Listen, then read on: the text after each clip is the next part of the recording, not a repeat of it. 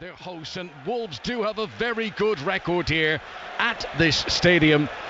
Since coming back up to the Premier League in 2019, they have done very well on their visits here. The referee is Paul Tierney.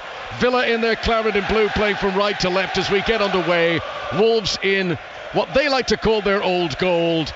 And Alex Moreno plays the ball in field to Douglas Luiz. I'm looking forward to the midfield battle today. Douglas Luiz and Yuri Tielemans against Mario Lemina and João Gomez. Paul Robinson's alongside me. And Emilio Martinez, you'll be pleased with the goalkeeping union. Paul, he's been given the captain's armband today. Yeah, it's a very rare one that goalkeepers get the captain's armband, isn't it? But I think it's a fantastic matchup. The atmosphere before kick-off was nothing short of sensational.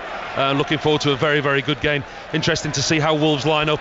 There was talk before the game that he would match Villa in a 4-4-1-1, but it seemingly seems that they've started with three at the back, Semedo playing right wing back, Aït-Nouri left wing back, and the three centre halves. This is 5-line for the BBC at Villa Park under blue skies. It's a really good atmosphere here as Moreno wins the ball on the edge of the Wolves penalty area, flashes in a low cross, comes off the knee of Totti Gomez and spills into a left back position where Ryan Aït-Nouri takes a calming pass back into the centre again. Wolves, if we've seen all season under Gary O'Neill, they are comfortable on the ball. They will spray it around and Nelson Semedo comes over the halfway line. Right hand side for Wolves, who play from left to right as we look down there. Goalkeeper Jose Sa making his 100th Premier League appearance. Santiago Bueno, Max Kilman and Totti Gomez are those three central defenders. Nelson Semedo at right wing back, Ryan Aït-Nouri on the other side. Then Tommy Doyle along with João Gomez, Mario Lemina and Pablo Sarabia pushing forward with Leon Chiwome, this 18-year-old who's making his Premier League debut, thrust in from the start. He's yet to get his first touch. Sarabia crosses from the right-hand side, but it's too close to Emi Martinez, and possession back to Villa once again. So 0-0 here in the Premier League. Let's check in at Ashton Gate. England against Wales. 3 early tries for England. Maz Faruqi will bring us up to date in the Women's Six Nations. And you think they've got the bonus point win wrapped up now, England. Their 4th try coming from a rolling maul with a clock in the red at the end of the first half. Lark Atkin-Davies touching down. The conversion was missed though, so at half time it is England 24, Wales 3. Thank you, Maz. You can watch that game on BBC Two right now or listen to full commentary over on Sports Extra. Earlier on today, France beat Scotland 15-5 in that competition. Here at Villa Park in the Premier League, Douglas Luiz prods a ball forward. Santiago Bueno on the edge of his own D is able to head away. Tommy Doyle on loan from Manchester City gets full control of it for Wolves and plays a calming pass back to the defenders once again. There was a late challenge on Pablo Sarabia a moment ago, and the referee has just held up play to see that the Spaniard who played for his country last week is okay. Well, he can't afford any more injuries, Gary O'Neill, can he? He's got one of the biggest injury list of key players in the Premier League at the moment. We know that Cunha was back in training this week, but he hasn't made the bench today, so that tells you that he's not ready. Bellegarde, Neto, Dawson and Hwang. He's really lacking attacking, forward-thinking players in his side, hence the reason that he's given a debut to Leon Chiwome. Here is Chiwome, involved for the first time, down the right wing. Nice little chop turn to come back inside of Pau Torres. That'll calm his nerves a little bit. The 18-year-old who scored for England under-18s during the international break, and here he is in the Premier League for the first time and leading the line for Wolves. And Gary O'Neill has had such problems with keeping strikers fit. Chan Wang has been out for a while. Mateus Cunha has missed now 7 games with his hamstring injury. There's no Pedro Neto either as Sarabia pushes it into the penalty area. Nelson Semedo tries to cross low straight at Pau Torres, whose clearance is poor. Villa should have got it away there. Nelson Semedo controls in his chest, tries to swivel and shoot, and it's blocked out for a corner. Wolves looking sharp. We've not played 4 minutes yet. Aston Villa 0, Wolverhampton Wanderers 0. They've started very brightly, especially down the right hand side with the 3 centre halves. It's allowing Nelson Semedo to push on down the right hand side, link up with Lemina, and they've won the side of corner on this right hand side. So a busy penalty area awaits as Wolves have pushed a lot of players forward. Here comes the in-swinging delivery. Martinez stayed on his goal line. Doyle on the edge of the area hits it. It was a clean strike but off target. He caught it sweetly enough, but the trajectory was slightly wrong, and it's several yards wide of the target. First proper attempted goal of this 5:30 kickoff of the Premier League. Aston Villa 0, Wolves 0. You can see what he's looking to do there, Tommy Doyle. The ball goes into a crowded box. He circles the box, they're giving him a little bit of security. Ball comes to him, touches it out of his feet, tries to whip it up and over the bodies into Emilio Martinez's far right hand corner. Doesn't quite get the execution right, but good start from Wolves, really is. Tommy Doyle is looking for his first ever Premier League goal. He did score against Brentford in the FA Cup in January. The game of cat and mouse commences, and we'll see a lot of this today as Villa play the ball out from deep, and this is a bit of rope-a-dope where they try to attract opponents in towards them. Conor, who has had a big month as did the England debut over the past fortnight, came on as a sub against Brazil, started against Belgium. He's played it in field. I think it's come off a hand there, and referee Paul Tierney has given a free kick to Aston Villa inside Wolverhampton Wanderers territory. Yeah, it's just a tackle on Ollie Watkins. The ball goes into him, and it's Max Kilman who's just late on Ollie Watkins. The referee, to his credit, he tried to play advantage because Villa had kept possession, but it wasn't good possession, a decent position, and he's brought it back for a free kick on that far side, right in front of those Wolverhampton Wanderers fans who weren't too happy about the decision. An agitated Unai Emery was letting everyone know about it on the edge of the technical area there. I think his body language, his demeanour, I've interviewed him up close a few times in recent weeks. Unai Emery looks stressed. He looks to me like a guy who knows there's a great opportunity here, but maybe he's a little bit worried it's going to slip through Villa's fingertips. 0-0 at Villa Park, 6 minutes played. Leon Bailey and Douglas Luiz are standing over this free kick. It's a full 20 yards outside the penalty area. It is right hand side as Villa come forward. It's certainly not a shooting position, but it's a very good platform to try and swing something into the centre. Diego Carlos has gone up there. Pau Torres is up there as well. Some tall players in the Villa team. And the Wolves defenders are standing just outside the box trying to hold an offside line here. Douglas Luiz runs up, he leaves it for Leon Bailey, left-footed delivery, and it comes off the head of the youngster Leon Chiwome, who hasn't fully cleared away, and Watkins tries to hold it up on the edge of the penalty area, but Ait Nouri regains possession, and Wolves do clear away through Tommy Doyle. Oh, what a good ball that is to Sarabi on the left-hand side, and a crunching tackle comes hammering in from Douglas Luiz. Wolves do well to hold on to the ball. João Gomes back to Santiago Bueno, the Uruguayan. Wolves looking to get in motion down the right hand side. Nelson Semedo takes it up. Morgan Rogers has got a duty to get back goal side of him. There's a little 1-2 with Lamina, and back to Tommy Doyle once again, and Wolves still looking composed in these early stages. 0-0. You can clearly see Gary O'Neill's tactics from an early stage. He's playing with the 3 at the back. When they're out of possession, they've got the 5, but as soon as they get possession, Semedo and Ait Nouri, the 2 wing backs, they're pushing on to make that 5 in midfield, and they're trying to overpower Aston Villa in the midfield and the wide areas. Really good start from this Wolves team, and we've seen Gary O'Neill do that numerous times this year, haven't we? He's tactically very aware, tactically very clever. Here is Nelson Semedo on the right hand side for Wolves, pushes it down that right flank where Mario Lamina takes on Rogers and goes around him with ease to the byline, cuts it back, but the ball had gone out of play before he brought it back in again, and the assistant on the near side, Scott Ledger, raising his flag, and Lamina, who thought he was in a position to cross there, had actually run the ball out of play. Aston Villa 0, Wolverhampton Wanderers 0. Paul Robinson. Well, out of those midfield 5, if you like, when they're in possession, it's Mario Lamina that's joining Sarabia and Chiwome up front, and he's the one that's trying to make the extra body. Wolves now pushing onto Aston Villa, doing the high press. Villa have done really, really well, broken the press. Now here comes Rogers over the halfway line for Aston Villa. Tried to play it early towards Ollie Watkins, but it's cut out by Max Kilman.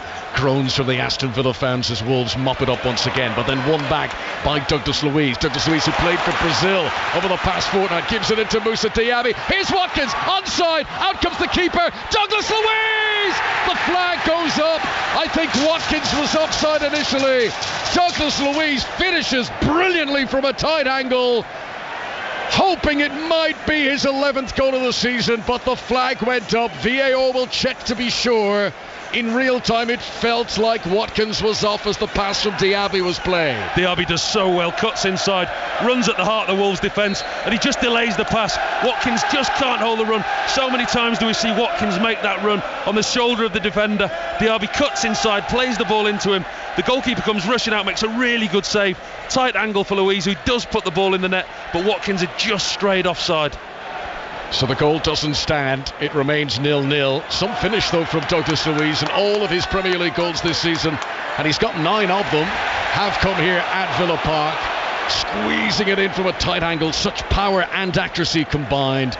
but ultimately all in vain because not he but Ollie Watkins had straight offside. Well, that's the danger that Ollie Watkins poses, isn't it? I mean, Diaby just cuts in off this left-hand side and he knows where Watkins is going, and they just doesn't time his run correctly. Ollie Watkins just holds the pass a little bit too long, Diaby. Now Sarabia pushes it in front of Nelson Semedo once again. Down the right-hand side he goes, within 10 yards now, 5 of the byline. Hooks it across, Sarabia stretching, couldn't quite get there. He was at full pelt. He was trying to elasticate his body. He just couldn't reach to get there. And Villa play it out with real courage and bravery as Bailey slaloms over a tackle and he's already up to the halfway line. Ait Nouri tries to get back with him. Rodgers can't control it and Wolves regain possession once again. We've played 10 minutes almost exactly, and this has been a bright start to the game. It promises good things to come, Paul. Well, if it continues like this, we're in for a fantastic afternoon, Conor. There's two teams here that neither have set up particularly defensively. Both look to press the ball high, both look to win the ball back in key areas, but both have forward-thinking intent. It's been a really, really good, promising start to the game. Lovely subplots all over the pitch. I think a really nice one is Ryan Ait Nouri, who, as we know, loves to bomb on like a winger. And can Leon Bailey get in around the back of him or vice versa? That's going to be a good tussle. Here's Chiwome, the teenager, on his Premier League debut. He's got a bit of swagger about him, doesn't he, as he sort of swerves one way and passes back the other. It used to be when teenagers came in, they looked like schoolboys. Remember when Michael Owen made his debut? But Chiwome looks a fully grown adult, doesn't he, at 18 years of age? He does. He's got a great stature about him as well, hasn't he? He's got a confidence about him. Played in the England youth ranks, 2 caps for the under-18s, and as you say, scored in the last international break. What an opportunity for the youngster, a debut away at Villa Park. Well, I'm sure the butterflies are pounding on his chest on the inside, but on the exterior he's keeping it all cool, is Leon Chiwome, as he waits patiently inside the penalty area, hoping that one of his Wolves teammates can pick him out here. It's back in the centre circle with Max Kilman. Kilman rolls it to his left-hand side to Totti Gomez, who played for Portugal against Sweden last week. Nearly lost it there to Moussa Diaby, but Lamina was in to help out. And then a ball from Lamina is not a good one. He tried to give it the outside of the right boot with a curl. It became more of a toe poke and straight through to the Villa goalkeeper, Emi Martinez. Aston Villa 0, Wolverhampton Wanderers 0 on 5 Live. Really, really good start to the game. You can see Villa have just lost a little bit of confidence here at home. Lost 3 of the last 4 home games after this place had been such a fortress for them at the beginning of the season. There's one thing with Aston Villa though, they always seem to score at home. Very rarely do they bring a blank at Villa Park. It's been a day of goals in the Premier League. Newcastle and West Ham was a 7-goal thriller. Newcastle won it by 4 goals to 3. 3-3 between Sheffield United and Fulham, 2-2 between Chelsea Burnley. All the games at multiple goals so far. Saz come out of his penalty area, he's got to be careful, and he headed it well. He was like Tony Adams or someone there, jumping on the edge of the penalty area to cleanly head the ball away. Well, he certainly come into an area that you wouldn't necessarily come into as a goalkeeper. He read the through ball extremely well, and I think he saw the white line beneath his feet and realised he had to head it quickly. Again, Nelson Semedo's got space down the right hand side, cuts in field of Morgan Rodgers, who I've seen in recent games. He looks really good going forward, Rodgers. He's still a bit of work to do in terms of his defensive duties. So Sarabia plays the ball forward to Nelson Semedo once again. Moreno got a touch and then he slides, and the Spaniard puts it out for a throw into Wolverhampton Wanderers, who remain on the attack down the right hand side. Speaking of goals, Villa have conceded multiple goals in each of their last 5 home games. If they were to concede 2 or more today, it would set a new unwanted club record. That has coincided with defensive injuries. Today, with Pau Torres and Diego Carlos back as a pair, it feels like a long time since those two played together. Yeah, defensively solid is what they would want to be today against the Wolves side, who have come here without fear. They're playing a different system, pushing the wing backs on, causing Villa problems, but with Carlos and Torres as a partnership back together, and Ezri Konsa, who did so well for England in the international break, he's playing in the right back role again. Another factor in terms of Villa's defence as the ball goes out for a goal kick away to our right hand side. Not just the defenders, but Boubacar Kamara, who's got that long-term knee injury now. He won't play again until October. John McGinn, who we know covers so much ground and works so hard for the team, he's not involved, so extra work to be done. In fact, mentioning John McGinn, his beaming, smiling face has just come up on the big screens, and that's why the Villa fans are cheering in the background. But an extra responsibility on Tielemans and Douglas Luiz now in that midfield engine room in the absence of those other players today. Here is João Gomes for Wolverhampton Wanderers, gives it to Sarabia on the right hand side, back into Tommy Doyle, back to the centre circle and to Max Kilman. There is another Premier League game to come later on this evening. It's an 8 o'clock kick-off at the GTEC Community Stadium. Brentford will host Manchester United. Henry Moran and Mark Warburton will be there for us on 5 Live as the evening progresses. Chance here for Santiago Bueno to cross. He's into the penalty area right hand side. Not a bad ball in at all. Ait-Nouri, what a save from Emi Martinez. He stretched his body wide. He got down so low so quickly. And you often think goalkeepers want to stay upright. That's an incredible save, Paul Robinson. Emi Martinez, the World Cup winning goalkeeper, showing his quality. How did Ryan Ait-Nouri not score there? It's a brilliant block by the goalkeeper. The ball comes into the box. It's crossed right across from Bueno. Everybody in the Aston Villa defence misses it. Ait-Nouri ghosts in round the back from the left wing back position. Gets a good touch out of his feet. But Emi Martinez, he makes the save because he's so quick.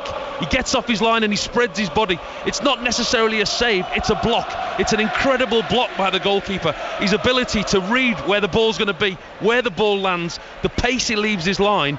Ait-Nouri should score, but when you look at what the goalkeeper's done, he's made it so hard for him. It's a fantastic block. Stunning from Emi Martinez. That is as point blank as you will get. I mean, Ait-Nouri's inside the 6-yard box. He's even got time to have a touch and steady himself, and somehow Emi Martinez was able to smother it.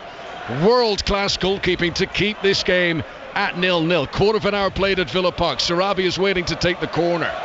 Referee is having a word with Douglas Luiz, and Lamine is trying to stuff out any pushing and shoving, which is probably a hope rather than an expectation. All kinds of tussling for position as Sarabia now hears the whistle, raises his right hand as a signal. Short run up but sends it deep towards the back post. Kilman gets up well, but Martinez after one bounce seizes it into his gloves. 0-0 it remains. Really good by the Aston Villa goalkeeper, and that's what he's excellent at. He's excellent at his depth perception, his reading of the through ball, and when that ball dropped in the box, you watch it tonight on Match of the Day, he leaves his line instantly. As soon as the ball falls to Ait-Nouri's feet, he's read the situation, he's left his line. He's not gone to make a save, he's just gone to make it as hard as he can, and it's a fantastic block. It's been the standout moment of the game so far. Emi Martinez, who was up against his former club. He had a loan spell at Wolves back when he was an Arsenal player at the past. He only played 8 games for them, but he does have Wolverhampton Wanderers on his CV. He's up against Wolves here in Villa colours today. Both coaches out on the edge of the technical area. Unai Emery's got a heavy padded coat on. More of a hoodie top for Gary O'Neill as the ball is played by Pau Torres over the top, but Alex Moreno gave up running after it. He knew he wasn't going to get there. I like your wardrobe description, Conor. Very good. Hooded top, padded coat. Not mentioning your bubble hat today. Well, as we leave summer. If you want to get ahead, get a hat. I didn't realise it was that cold today. Neither did I. It may be coming off in the second half, but I just don't trust it. Having tried to play some golf this week, I don't like when you look out and you think, oh, it's a lovely pleasant day, and then suddenly from nowhere the showers come. I got sucked into that this week as well, playing golf, and it was freezing. We've all been there. No chances taken. This is Doyle coming forward for Wolves. Now he's done really well under pressure from Diaby to pick out Ryan Ait-Nouri in space. That's excellent from Tommy Doyle. He, doesn't look the biggest and the strongest, but he anchored himself into the turf there. Totti Gomez's position on the halfway line, takes the easy option, rolls it back in field to Max Kilman. Then Doyle to the right wing again. This is the outlet for Wolves. Time and time again, they're coming down the right. And Semedo burns around Rodgers again. That's 3 or 4 times he's done that. Plays in across. Pau Torres at the front post has done well. Doyle was arriving. Rodgers a bit better this time. Then he does a little pirouette of a turn. Now this is where you see the best of Rodgers. Coming forward, holding off right Ait-Nouri. Great strength from Rodgers. And he's still going. And they eventually foul him. Well, there was about 3 fouls there. Sarabia grabbed on and pulled his shirt back and was taken along for the ride. That is stunning from Morgan Rodgers. The strength and the determination, and even when they tried to foul him, it took several attempts for Wolves to stop him there. Several attempts and several players. Morgan Rodgers there, he got the ball. He looked like an absolute beast running through the middle of the field, didn't he? First he had Ait-Nouri on his back, then Sarabia as well. Both of them at the same time. Neither could pull his shirt and pull him down. The referee could have booked either of them. It's fantastic forward play by Morgan Rodgers. So I mentioned there's a few questions about his defensive duty, but you cannot question going forward he looks Premier League standard, the player who's recently joined from Middlesbrough. Well, the point you make about his defensive capabilities, you saw the best and worst of him there. Free kick taken by Douglas Luiz, picking out Moreno wide on the left, tries to cross. Lamina did well to get his body in the way and make the block. Tielemans, who's had a good week with those goals against England, chested down and then gets possession back again from Alex Moreno. And Villa, you can see they're trying to shake themselves awake here. They're trying to instill a bit of zip to their play, and Douglas Luiz will be so disappointed as he sends a pass straight out of play. And there's no doubt Villa are not firing on all cylinders in these opening 20 minutes of the game at Villa Park. And I think you've got to give Wolves credit for that, because of the way that they've lined up with the 3 at the back and the 5 in midfield. Villa is struggling to break the lines like they would normally do, pass through the lines, the pace that they've got with Rodgers, Bailey either side. The wing backs are forcing Rodgers and Bailey the wrong way. They don't want to be going back towards the goal, they want to be going forwards towards the opposition's goal. But actually the way that Wolves have got the 5 in midfield, Bailey and Rodgers are having to think about their defensive responsibilities. All square here in the Premier League. Let's go back to the Women's Six Nations. Maz Faruqi at Aston Gate. Ellie Kildona's England's 5th try. 4 minutes into the second half. England dogged, persistent, stretching Wales out wide, but Holly Aitchison missing the tricky conversion kick. So it's England 29 now, Wales 3. Very much, Maz. Don't forget 2 Premier League games tomorrow, both available on 5 Live. At 2 o'clock it's Liverpool against Brighton. At 4:30 it is Manchester City against Arsenal. It is a big day in the title race tomorrow, with the 3 contenders all involved. Tomorrow at 2:30 on BBC 2 you can watch Arsenal against Chelsea in the Women's League Cup final, and that is a game you can also listen to on Sports Extra. Here at Villa Park, no goals in this 5:30 Premier League kickoff. Free kick to Wolves, 10 yards into the Villa half. Tommy Doyle takes it, crossfield from right to left. Lamina's found a bit of space because Tielemans have been shoved to the ground. Conor comes out to close it down, puts it out for a throw, and Tielemans squares up to the referee and Paul Tierney and says, hang on, how did you not see that I was fouled there? He was furious, Tielemans, and it was right under the referee's nose as well. It was the old-fashioned block that just give Lamina that little bit of space around the back. A free kick that's clearly well worked with the block that the referee didn't blow for a foul. Fair to say that Yuri Tielemans had a slow start to his Villa career, but he's become increasingly a more important player for them now. Got those 2 goals against England in midweek for Belgium. Mr. Konza in a tight right back position here, tries to play his way out, and Villa do this a lot. They try to play out and they lose on the edge of the box. This is Tommy Doyle just outside the penalty area, infield to Sarabia, who had a moment to steady himself, and he tried to get some whip and bend on the shot, but it's straight at Emi Martinez, who makes the save. Good intricacy, good play by Wolves. Tommy Doyle has been at the heart of a lot of things that Wolves have done well. Another shot on goal, another shot on target for Wolves, showing that they've got forward intent again. BBC One tonight for Match of the Day, 10:30, with Jason Mohammed in the chair, Stephen Warnock and Martin Keown are his guests. Pau Torres' possession 15 yards outside the Villa penalty area, away to our right hand side. He'll give it back to Diego Carlos, and Diego Carlos comes forward until Chiwome, the teenage debutant, tries to close him down, and then he releases the pass to Pau Torres on the left hand side. Torres, who scored against Wolves when these sides met in October, finished 1-1. That was his first ever goal in English football. Pau Torres. Both teams scored within 2 minutes of each other in the second half of that game at Molineux earlier in the campaign. Still on the halfway line with Pau Torres, to the feet of Morgan Rodgers, back to Alex Moreno, back to where it all began with Pau Torres once more. Good noise, good atmosphere inside Villa Park. Tielemans inside the centre circle.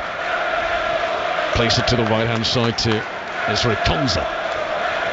Konza, who started at right back against West Ham in Villa's last league game. I was at that game at London Stadium. The whole team looked much better the second half when he moved in to a more central location. Here is Moreno running into Nelson Semedo, who makes the challenge, and the ball goes out of play for a throw into Wolves' right full back position for them. Back to Ashton Gate, England-Wales, Maz Faruqi. She deserves it for a break in the first half that led to the first try. Abby Dow was touchdown for England's 6th try. Wales stretch out wide to the right this time. The conversion, though, once more missed. So it's now England 34, Wales 3, and we've only played 49 minutes. Thanks very much, Maz. Nelson Semedo's attempt to clear away, blocked down by Diaby, and the ball goes out for another throw in to Wolves. It's a little bit slow from Aston Villa. The build up in possession, having good possession without really getting into dangerous areas to hurt Wolves. They look a bit lacking in confidence in possession. Like they've got the ball now midfield, and Douglas Luiz's first option is to go backwards and sideways rather than the forward thinking. Wolves are just frustrating them at the moment. Wolves, who've had a good record here at Villa Park, they tend to keep some of their better performances for these West Midland derbies. Aston Villa, who Start of the day, 4th place in the Premier League table, increasingly looking like 5th might be good enough for that Champions League spot, but Villa would love a top 4 finish this season. But there is work to do to ensure that does happen, with Tottenham, Manchester United below them. Here is a ball over the top, looking for Alex Moreno, too far, and again that final pass isn't quite sticking for Unai Emery's team so far in the 24 minutes we've had here today. Yeah, and I think you might just find that a certain Tottenham have just snuck above them today. Yes. Before kick-off. So I mean that's another added pressure for Villa, because it's an unexpected Champions League run, obviously a title challenge at the start of the season for Villa, but they are now serious contenders for those 2 Champions League places that we could potentially have as a country, and Tottenham and Villa are certainly in the driving seat for those. Villa well clear of Manchester United at the moment, but obviously they've hit a little bit of a sticky patch in form where they've allowed Tottenham now to overtake them. Should they win today, they go back to 4th, and those 2 positions, 4th and 5th, do look like they're going to be enough. Tottenham, who came from behind at home to beat Luton Town today by 2-1. Here comes Ezri Konsa for Villa, midway into Wolves territory, plays it into the penalty area towards Ollie Watkins, who's not seen too much of the ball so far today in these 25 minutes we've played at Villa Park. Tielemans gives it back to Diego Carlos. Villa trying to keep it alive, but Wolves are working hard out of possession, limiting the opportunities. Douglas Luiz again forced back to Pau Torres, and Villa are back to the halfway line. Yeah, a really good point you make, Conor. Wolves are working extremely hard out of possession. You can see how structurally defensive that they are. As soon as they lose possession, they retreat back into formation. I mean, the youngster now, Chiwomi, he's defending in front of his midfield, halfway inside his own half. Here's a good ball. Rodgers to Moreno, off balance, catches the cross all wrong, sails over the top and bounces out for a goal kick. Just that efficiency, that clinical edge that Villa had for so much of the early part of this campaign. They are digging deep, trying to find it here. Chiwomi, it just strikes me, he's actually quite similar in appearance to Ollie Watkins, isn't he? When Watkins was younger, he had hair similar to Leon Chiwomi. Mind you, Chiwomi now looks like his older brother. He's a bit taller, the 18-year-old. But I mean, I always love this when we see a player that we've not seen before. And I know Wolves players saw him briefly off the bench in the FA Cup, but this is his Premier League debut. I always think, this could be the next big thing. This could be the new Mo Salah. Not to put pressure on him individually, but whenever you get this young kid coming through, you always think maybe, just maybe. Well, Gary O'Neill obviously thinks something of him. I mean, he played Nathan Fraser in the last game. He's got a problem in this area without Neto, without Hwang, without Cunha. And he's given an opportunity to Chiwomi at 18. I mean, it's fantastic to see. And as I say, the manager clearly sees that he's got a lot of faith in him. Throw in for Wolves, still 0-0 at Villa Park. Ait Nouri takes his time, and eventually when the ball is put onto the field of play, Diego Carlos is able to head it away back towards Ait Nouri in a tangle with Leon Bailey. Bailey fouls him, free kick to Wolves. Leon Bailey, who didn't go on international duty over the past fortnight with Jamaica, there was some disciplinary issue there. Here comes Santiago Bueno over the halfway line for Wolves, rolling it short to Pablo Sarabia right up against the sideline. He'll hook it in towards the youngster Chiwomi. Pau Torres was marshalling him. Villa get it back now. Can they spring a counter-attack? Watkins to Moreno, accelerating over the halfway line. The pass in field is behind Rodgers, but Villa are fortunate. Runs into Diaby, then a great ball to Watkins. He's in! Ollie Watkins! Off the post and into the side netting. Huge chance for Aston Villa. That was more like it from Unai Emery's team, turning defence into attack, and if they would have wanted that chance to fall to any of their team, it would have been Ollie Watkins, but he's not able to hit the target. It was incredible vision by Tielemans. It was scrappy in midfield by Villa. There was a couple of misplaced passes, a couple of challenges. The ball bobbled about, but as soon as it broke to Tielemans, Watkins was on his bike, he was on his way. Tielemans looked up, he saw the run from Watkins, inch perfect pass into his path. But Santiago Bueno does so well, stands up with the Englishman, with the English striker, pushes him wide, and Watkins gets a strike, but it just hits the outside of the post. Really good defending by Bueno. High definition chances for both teams now. Ait Nouri denied point blank range one-on-one by Emi Martinez down the other end, and Ollie Watkins, who was probably only maybe 9 yards out when he struck that, into the side netting, missing by a narrow margin. Douglas Luiz is challenged well by João Gomes on the edge of the penalty area, and there is yelps and hollers that they wanted a free kick there. Aston Villa, but the referee Paul Tinney, who was right beside that, said no. Wolves have to clear away, and Pau Torres is put under pressure by Sarabia. Sarabia wins the ball off him, but he can't keep it in play, and out it goes for a throw-in to Aston Villa. Just mentioning João Gomes there, been impressed with him this season, and he made his international debut for Brazil against England last weekend. He then kept his place in the team, played against Spain in midweek as well. He looks to be quite a talent that Wolves have found in João Gomes. Absolutely. I think he's had an excellent season, and the way that he anchors that middle of midfield. There's a lot of the ball goes through them when they're keeping the ball, trying to break the lines. Here comes Watkins. He's getting more and more involved now, and that's a wonderful pass to Moreno in the penalty area. Clips it back in, but there's no one at the back post. There was 3 teammates who were all in a central position directly in front of the goal. Moreno's put too much on his delivery, sent it to the back post, and Wolves can clear away. It's a bad choice, Conor. It really is. It's a poor delivery, and it's a poor choice. He gets the ball in a great position down this left-hand side, Moreno. He's got all the time in the world to deliver a cross. He does it on the half volley. All his teammates have run into the centre of the 6-yard box. He lifts it to the far post, and there's nobody there. It's a poor decision, and it's a poor execution.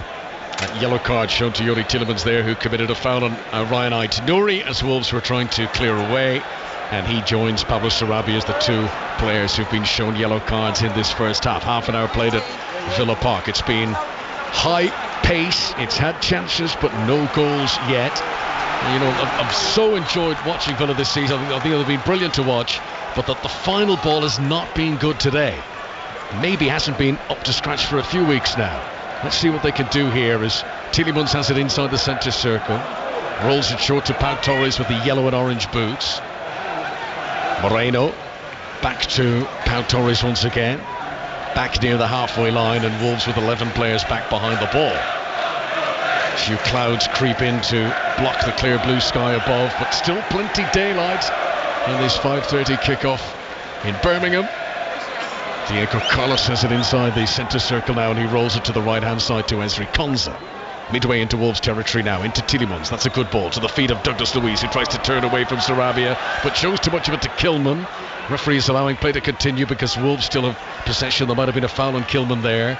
Nelson Semedo, who's had his oats this morning, he's full of energy as he canters away down the right foot. Rodgers, whose influence in the game is growing all the time, tracks him back this time and makes the tackle on the halfway line. Looking at the possession stats, they're coming out very, very even at the moment, but you just get the feeling that Aston Villa are just starting to dominate this game with the possession, with the way that they are, with the ball at the back, keeping the ball. They're just having that little bit more possession than Wolves. Here comes Leon Bailey attacking down the right hand side for Villa, gets to the byline. Aït-Nouri tracking him all the way, tackles it out for a corner. Been looking forward to this battle, the Ryan Aït-Nouri versus Leon Bailey sprint race, and on that occasion they came to the ball neck and neck of the byline, and Aït-Nouri puts it out for this corner. Yeah, Bailey going forward this time, forcing Aït-Nouri back, which hasn't been the case most of the first half. But now Villa just getting on top with Bailey and Rodgers, pushing their fullbacks back into an area that suits Villa. So the corner's going to be taken by Leon Bailey. This is right hand side of the pitch.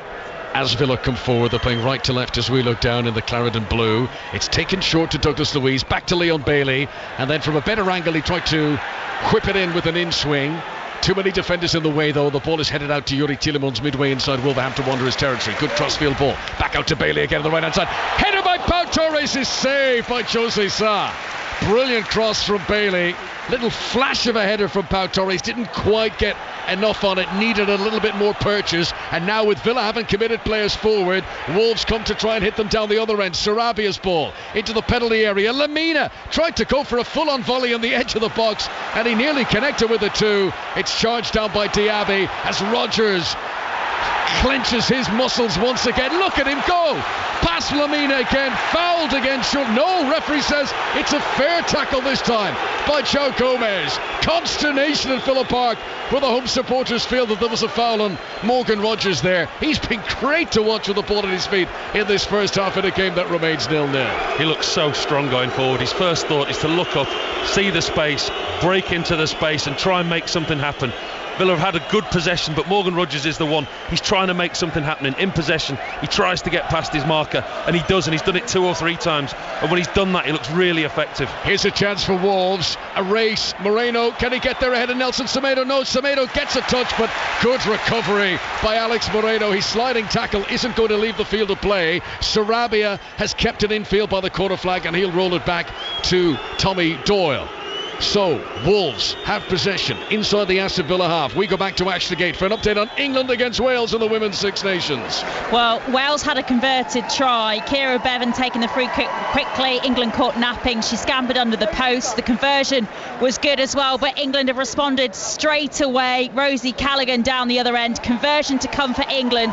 So at the moment, it is 39-10 in England's favour. Thanks very much to Mas Faruqi. Here at Villa Park, Nelson Semedo delivering across to the right hand side, but he did it from an offside position, and that is a free kick to Aston Villa. Just over 10 minutes of normal time to go until the break. Paul Robinson. Well, it's been brilliant, hasn't it? I mean, we've seen a really, really good game of football. Going back to that earlier chance there that Wolves broke on Villa. Villa lost possession. Tielemans fired a fantastic ball out to Bailey, who had just taken the corner. He whips across in, and Torres gets a decent header on it. Back across the goalkeeper. Should probably do better with it. It's a great ball in by Bailey, but again, it's Tielemans. His vision, he's very, very clever. He looks up, he can see a pass, he can pick a pass. That could be the difference for Villa today. If you're just joining our coverage, Villa have had two big chances. Watkins off the post into the side netting. And that header from Pau Torres as Villa win a free kick for a foul on Douglas Luiz 10 yards outside the penalty area. Down the other end, best chance of the game has been for Wolves. Ryan Aït-Nouri somehow denied by a brilliant block from the Aston Villa captain today, Emi Martinez. So Villa have this free kick. Again, it's outside of shooting range, but Douglas Luiz is standing over it, and there are options here to try and create. Villa, who've lost 3 of the last 4 Premier League home games, want to make an impact here, but still 0-0 with half-time approaching. It's had the feel of a local derby. The Wolves fans have enjoyed that their team have had so much of the ball so far. Right, here comes Douglas Luiz. Tries to dink it towards Bailey. Rehearsed move on the left-hand side. Pulled it back. Here's Diaby! 1-0 Aston Villa. And the rehearsed move on the training ground pays the dividends for Unai Emery's team. Douglas Luiz didn't play it into the box. He played it outside to the left-hand side. And then Diaby's delivery didn't go into the 6-yard box. It came to the edge of the penalty area, where it was all rehearsed, where Moussa Diaby was where he needed to be. And that's a brilliant finish for him. His 7th goal for Aston Villa. And it is Aston Villa 1, Wolverhampton Wanderers 0 ahead of half-time. Brilliantly worked goal. Absolutely brilliant finish as well from Diaby. It's fantastic from Villa, straight from the training ground. So much emphasis is put on set plays and set play coaches and the work that goes in. It's a reverse free kick to the left hand side, but it comes to Bailey, puts it into Diaby. It's a great finish, but the goalkeeper should do better. His defender's on the line, it gets in his way. Diaby hits it, he hits it well, but when you're looking at the replay now, Jose Sarr diving to his left, one of his centre halves is on his line. Whether he gets in his way, whether he gets in his line of vision, it's a brilliant free kick, it's a great strike, but the goalkeeper should do so much better. Moussa Diaby, Aston Villa's club record signing, scores a very important goal in the race for the top 4. Before today, he'd only got 1 goal in his last 18 Premier League appearances. This was due for the Frenchman who represented his country against Chile last week, and that has changed the mood around here. This hasn't been a perfect performance from Aston Villa, but they lead with half-time almost upon us. It's a brilliant set play, a really, really well executed set play. They put all the bodies in the centre of the 18-yard box. Bailey's pulled out to the left, reversed the ball out to him. Everyone's piled into the 6-yard box. Diaby stayed out. He's reversed it back to Diaby on the edge of the box. And it's everything that Unai Emery will have worked on with his staff. It's straight from the training ground, perfectly executed. It was very well taken, and here's the man who was at the beginning of it, Douglas Luiz, playing it in, looking for Ollie Watkins, this time too close to Jose Sarr, who was able to make the save. I just wonder, Conor, if that took a deflection on its way in, because that seemed to elude Jose Sarr far too easily. When the ball hit the back of the net, we didn't see the ball hit the top corner, we didn't see it hit the side netting. It actually hit the middle of the goal, and from where Diaby struck it, you would expect the goalkeeper to save it, which is why on initial thought you think the goalkeeper's got to do better. Somebody's either interfered with him, or it may have taken a slight deflection. I don't think it was a deflection, it may have been an interference. If not, the goalkeeper does have to do better. Well, it's the big moment of the game. It's the goal that separates the teams. Everything about it was rehearsed. Even as Douglas Luiz ran up to hit the ball initially, he sort of did this dummy run as if, oh no, hang on a sec, I'm going to do it again. But then he played it, and it was all choreographed with the run of Bailey into the penalty area, pulled back for Diaby, And as Paul has been illustrating, the goalkeeper will be disappointed not to have done a bit better, but Villa will be delighted that they have taken the lead in a game that Wolves have looked very dangerous in. Free kick to Aston Villa on the halfway line. Douglas Luiz takes it quickly to Yuri Tielemans. Pass over to the right hand side where Ezri Konsa's up from right back. He hoists it into the middle, just too high for Bailey, and Max Kilman anywhere will do as he hammers it clear. All of a sudden Villa just seem to have taken a stranglehold of this game, don't they? The Wolves are now, they just cleared it there with Max Kilman. It was a kick and hope downfield, one of the ones that you see when a team are holding on. They're now sitting very, very deep. Villa just seem to taking this game by the scruff of the neck. That's exactly it. We mentioned the misplaced passes, the crosses that were overcooked, but they got it right for the goal. And now Aston Villa have a platform here to build as they look to overtake Tottenham once again after Tottenham's win at home to Luton to move into the top four earlier on today. Great noise around Villa Park now. Home fans enjoying that they are leading against one of their near neighbours. Moreno gives it back to Pau Torres. And this task for Wolves has just got a little bit more difficult now. Diego Carlos inside the centre circle. He's not played much. In fact, his only appearance in the last 5 Premier League games before today for Diego Carlos was in that surprise 4-0 defeat to Tottenham here. But he's back in today alongside Pau Torres. As Ait Nouri is challenged for the ball, and it's gone out of play for what could have been a throw, but it's actually been given as a free kick ahead of that. Free kick to Wolves near the halfway line. More reaction to the day's earlier Premier League games at half-time here from Molineux. The Football Daily podcast in your devices from tomorrow morning. The best reaction to and analysis of the weekend's football. Don't forget My Mate's a Footballer as well. Patrick Bamford gives your well-considered tour around Leeds United's training ground as the pair build up to Joe's big free kick challenge in front of the Leeds squad. Several other 5 Live podcasts available at the moment from BBC Sounds. Totti Gomez has the ball midway inside the Wolves half. He's tried to give the long ball towards Nelson Semedo, and that was happening with ease earlier on in the match. But now that they're behind, suddenly everything is proving more difficult for Wolves, and that was nowhere near its target. They've just taken a little bit of a knock of Wolves. They're just sitting deep, allowing Aston Villa possession, and passes that were finding their target earlier, they're not happening with as much fluidity and as much normality as they were at the beginning of the game. Villa really have, since the goal, they've grown in confidence and they've taken control of this game. Wolves are going to have to regroup. They've started the game very well. They give a really good account of themselves in the first 20-25 minutes until Aston Villa scored, but it looks almost like that's the game plan out the window. What do we do now? They need to get in at half-time, and Gary O'Neill needs to speak to his side. Twice this season Wolves have come from behind in a Premier League game to win, but only once this campaign have Villa ended up losing, having had the lead in the match. 1-0 to Aston Villa, the goal from Moussa Diaby, as we go back to Ashton Gate for another update on England against Wales in the Women's Six Nations match. An 8th try for the Red Roses, Conor. A 2nd for Ellie Kildun. She's got 2 against Italy last week. She's got 2 today. Such strength to power through 2 Wales players and touch down in the corner. Again, though, the conversion is missed. So it's England 46, Wales 10, 66 minutes played now. Here comes Pau Torres for Aston Villa. Tries to play a ball through the Wolves midfield. Kildun slides down to get a sorry, that was Joe Gomez who's made the interception there, and Wolves regain possession. They'll roll it back to the goalkeeper Jose Sarr, and Sarr waits until Watkins sprints right in on top of him before clearing, and the Villa fans enjoy that because it's not a great clearance. It's gone straight to Ezri Konsa. Wolves get it back immediately. Ait Nouri, left full back position. Bailey breathing down. Ooh, what's he done here? Ait Nouri, he's lashed it across the penalty area. Nelson Semedo deserves a medal if he keeps this in, and he does. He's kept it in play by heading it. He spilled off the pitch and then he ran back, and that's really good. I mean, it's not orthodox, but Wolves did really well to get the ball away there. This is Douglas Luiz just inside Wolverhampton Wanderers territory. Doyle pushing into the back of him, and he's hurt himself here, Douglas Luiz, and he's won a free kick for his troubles. A clip on the back of his ankle. Free kick to Villa just inside their opponent's half. Just over a minute to go to the break. Tommy Doyle just catches Douglas Luiz there. He's just trying to get a reaction from his team. He's looking around now, talking to his teammates, talking to Semedo. They've gone a little bit flat, Wolves.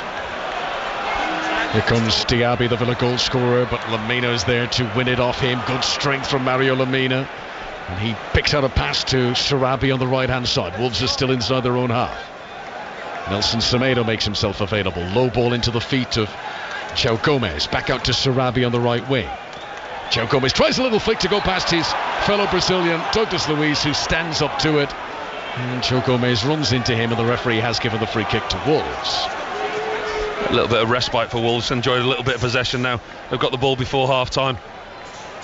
Keep it back now, trying to move it about, move these Aston Villa players, trying to get through.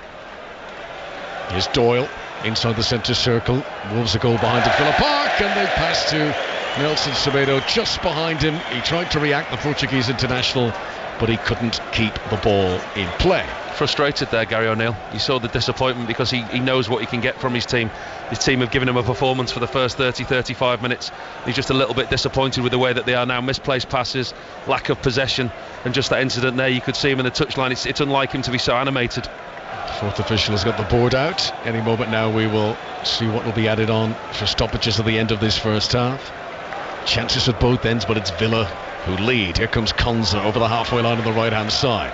Picks out a pass to Leon Bailey. Good accuracy about that, and he keeps it going towards Watkins on the edge of the box. Good defending by Santiago Bueno. And then Ait Nouri with a big bushy beard runs into another bearded opponent in Douglas Luiz, who wins it off him. And Villa winning those 50-50 battles now. Rodgers tries a fancy trick in the penalty area. He was trying to backheel a return pass to Douglas Luiz. That was very complicated, and the pass expired, but it was a good idea in all fairness to Morgan Rodgers, and he smiles as he waves an arm of apology to Douglas Luiz. The first to everything at the moment, Aston Villa. They're winning all the second balls, they're winning all the tackles, and that's just giving them the edge now. Goals change games. It has very much changed this into Aston Villa's favour. We move into stoppages, of which there are 2 additional minutes to be added on here. Villa, who've only dropped 3 points from winning positions this season. That's the best record of all Premier League teams this campaign. Usually, when they get their noses in front, they know how to hang on to it. Can Wolves get a second wind in this second period? It's difficult with so many first choice attackers injured, and the youngster who we've been praising, Leon Chiwome, he's been full of endeavour, full of effort, but can they rely on that to continue for the full 90 minutes as Villa come again? Konza eating up the ground, bearing down to the penalty area, tried to go for a shot on his left foot, his less favoured boot, and that was speculative to say the least. He never looked good. Once it was on the left boot, you never thought that was going in. It's well wide of the target. It landed nearer us, Conor, than near the goal.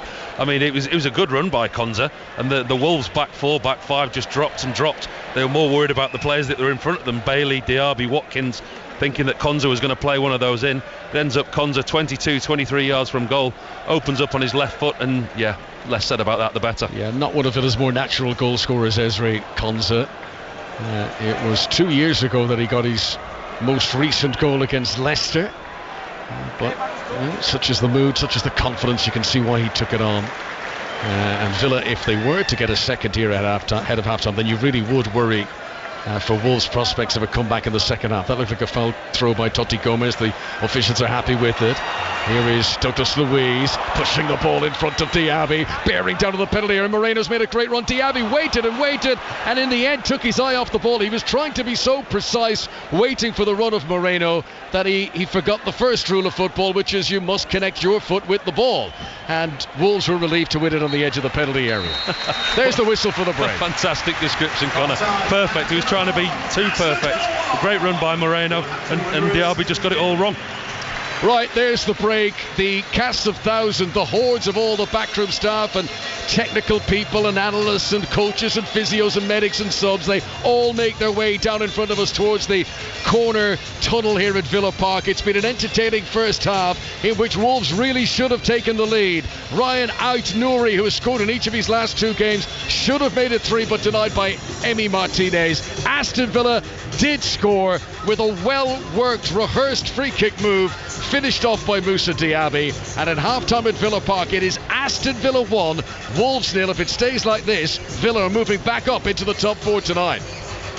Yes, looking at the Premier League table right now as it stands, Aston Villa will be on 59 points, Tottenham on 56, Tottenham with the game in hand. Reaction to come To these scores on 5 Live Sport before we head back to Villa Park for second half commentary. Newcastle 4, West Ham 3 in the Premier League game of the day. It was the lunchtime kickoff. 3-1 down in the second half when Newcastle. Harvey Barnes off the bench to score 2 late goals. Nottingham Forest are out of the bottom 3 on goal difference after their 1-1 draw at home to Crystal Palace. Luton drop into the relegation zone instead after Son Heung-min scored a late winner for Tottenham. Tottenham 2, Luton 1 it finished. Cole Palmer scored 2 more goals for Chelsea, but they were held at home by 10-man Burnley, who had Lorenz Assignon sent off in the first half. Vincent Kompany also sent off for expressing his dissatisfaction, shall we say, at that particular decision. No win in 12 games now for Everton.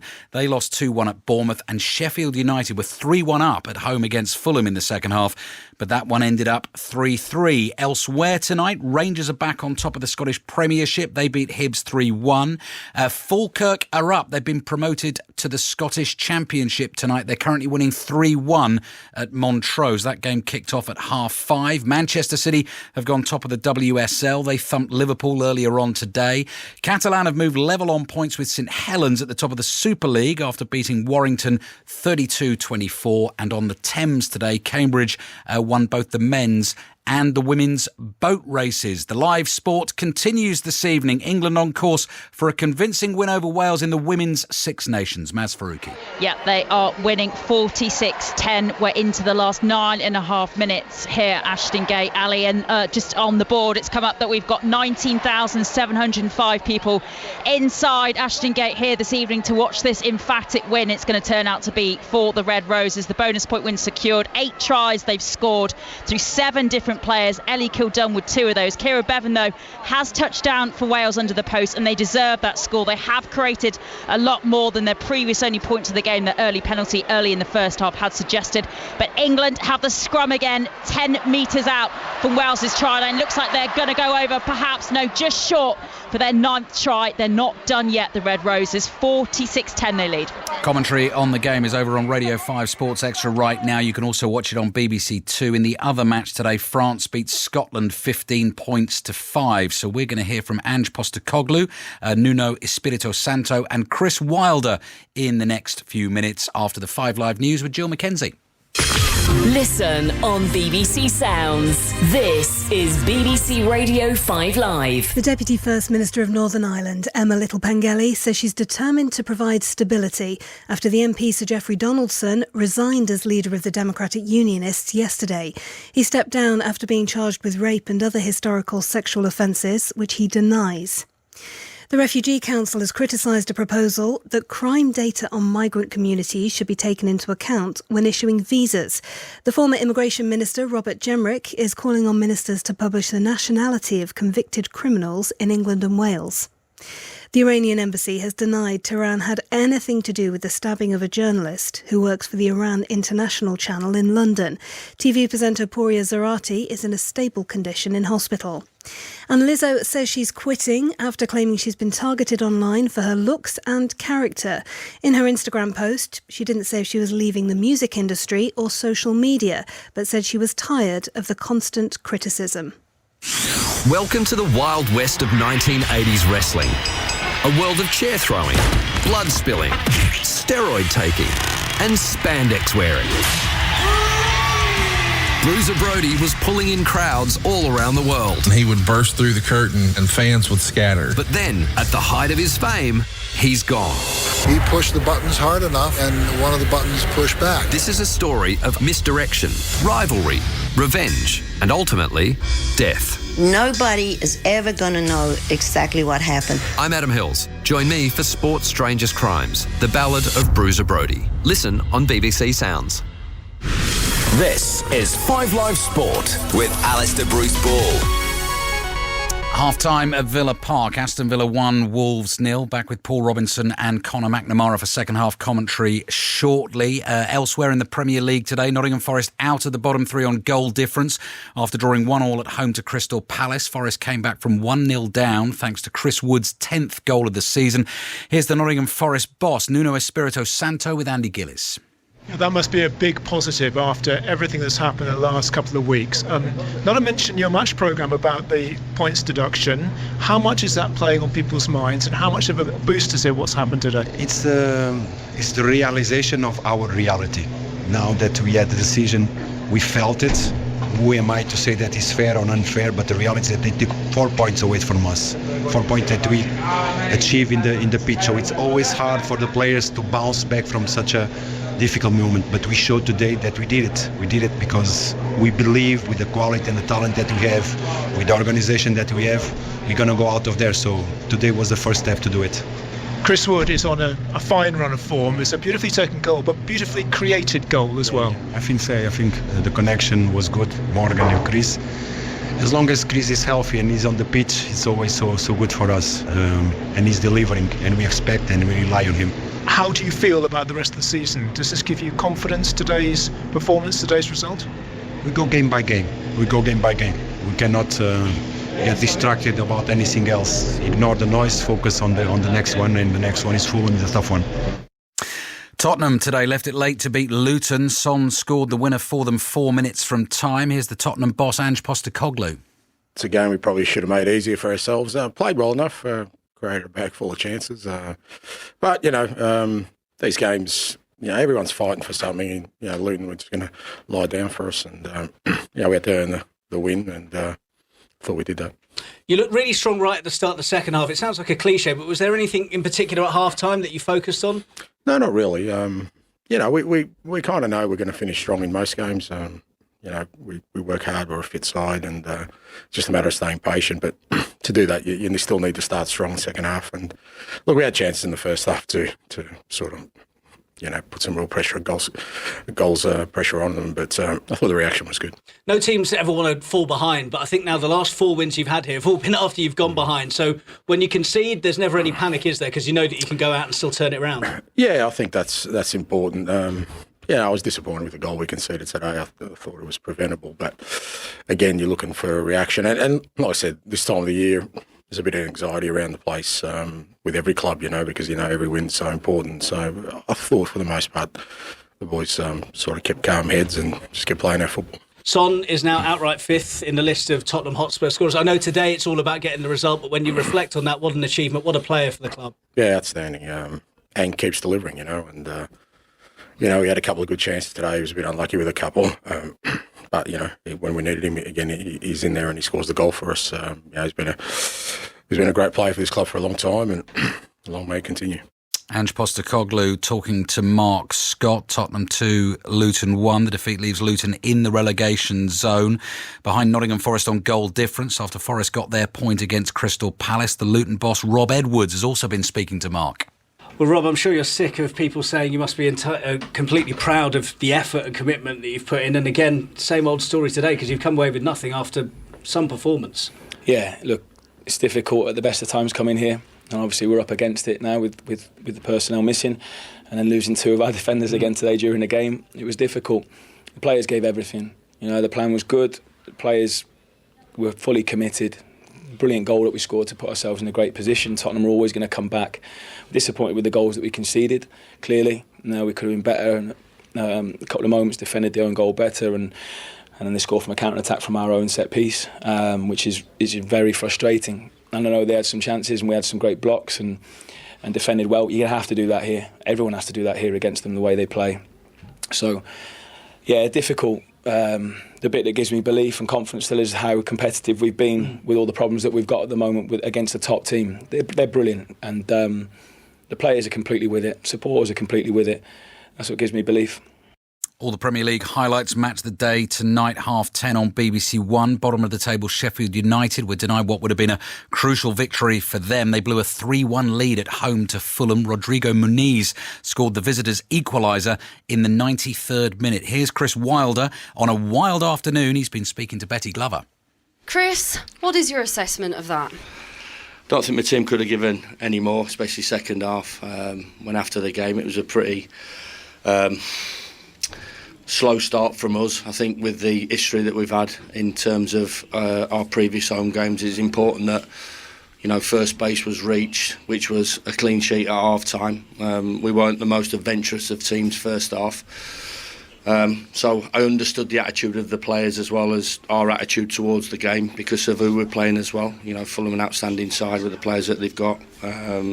So would they have dominated the ball? Yeah, of course, but we gave ourselves a foothold to get something out of the game, and then second half, obviously, we grew in belief, scored a couple of goals, and we thought we were on our way to a valuable 3 points. But I think, when no disrespect to maybe from the substitutions point of view, where we're at the moment in terms of a depleted squad and a stretched squad, and you look yet again, look at the players that they're bringing on. Traore, Jimenez, Tete, who's an international.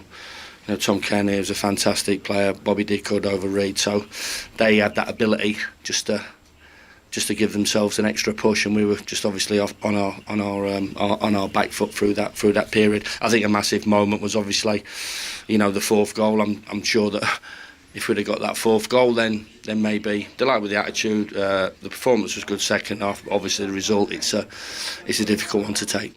Sheffield United remain bottom of the Premier League table, 15 points, so 7 points behind Nottingham Forest and Luton, 3 points behind Burnley. They have a game in hand on all of those teams above them, though. Half-time at Villa Park. We're back there shortly for second-half commentary of Aston Villa against Wolves. It's Villa 1, Wolves 0. And then after that game, it's Chris and Robbie with 606. We've not had quite enough of Chris Sutton on 5 Live Sport this afternoon.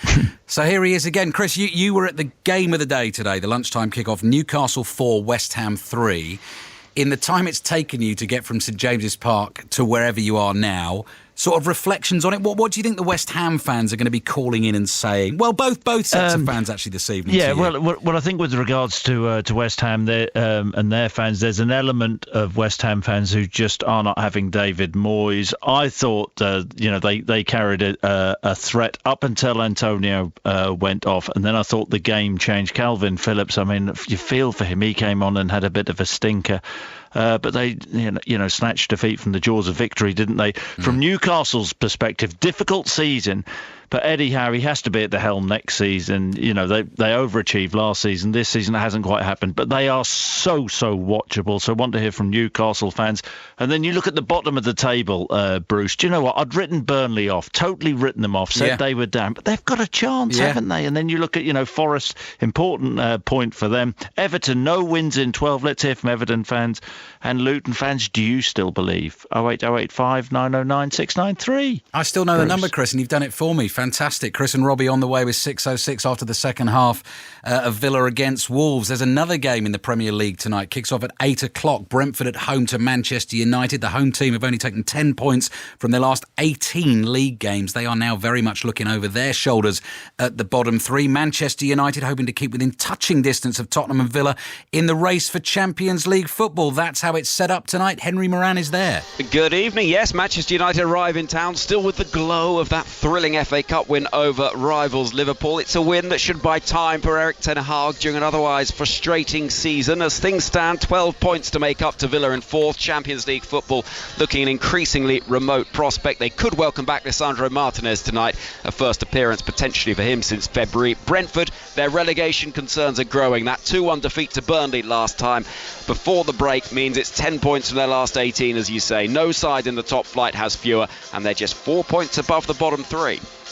Manchester City have moved 3 points clear at the top of the WSL by beating Liverpool 4-1. Chelsea have a game in hand, though. Chelsea play Arsenal in the League Cup final tomorrow. Commentary of that on Sports Extra from 2:45. Meanwhile, the Manchester City and England goalkeeper Ellie Roebuck has revealed tonight that she's been recovering from a stroke. She says she's recuperating with the club and has suffered no lasting damage. We wish her well. We all here at 5 Live wish her well, of course. Full-time in the Women's Six Nations. England, Wales at Ashton Gate, Maz Faruqi. And another bonus point win for the defending champions in the Six Nations, Ali. 7 different scorers of England's 8 tries today. Kira Bevan did touch down for Wales in the second half, though, and they deserved that score. But it was a professional performance from England, and crucially, there were no cards shown to Red Roses players, and that will certainly please John Mitchell, who's applauding behind me. England have beaten Wales 46-10 here at Ashton Gate. Thank you, Maz. So Brentford-Manchester United kicks off at 8 o'clock tonight. As we were saying, Manchester United's trying to stay in touch with Tottenham and Aston Villa. Villa currently occupying 4th spot. They lead Wolves 1-0 at half-time at Villa Park. Here comes second half commentary in the company of the former England goalkeeper Paul Robinson and Conor McNamara. Thanks very much, Alistair. The re-emergence from the tunnel of the Aston Villa team, leading this game thanks to Moussa Diaby's goal around about 9 minutes before half-time. Wolves have shown plenty of proof that they might have a goal in them. It'll be interesting to see how this second half settles down. We are going to have one interesting alteration to the lineups because Villa are making a change in attack.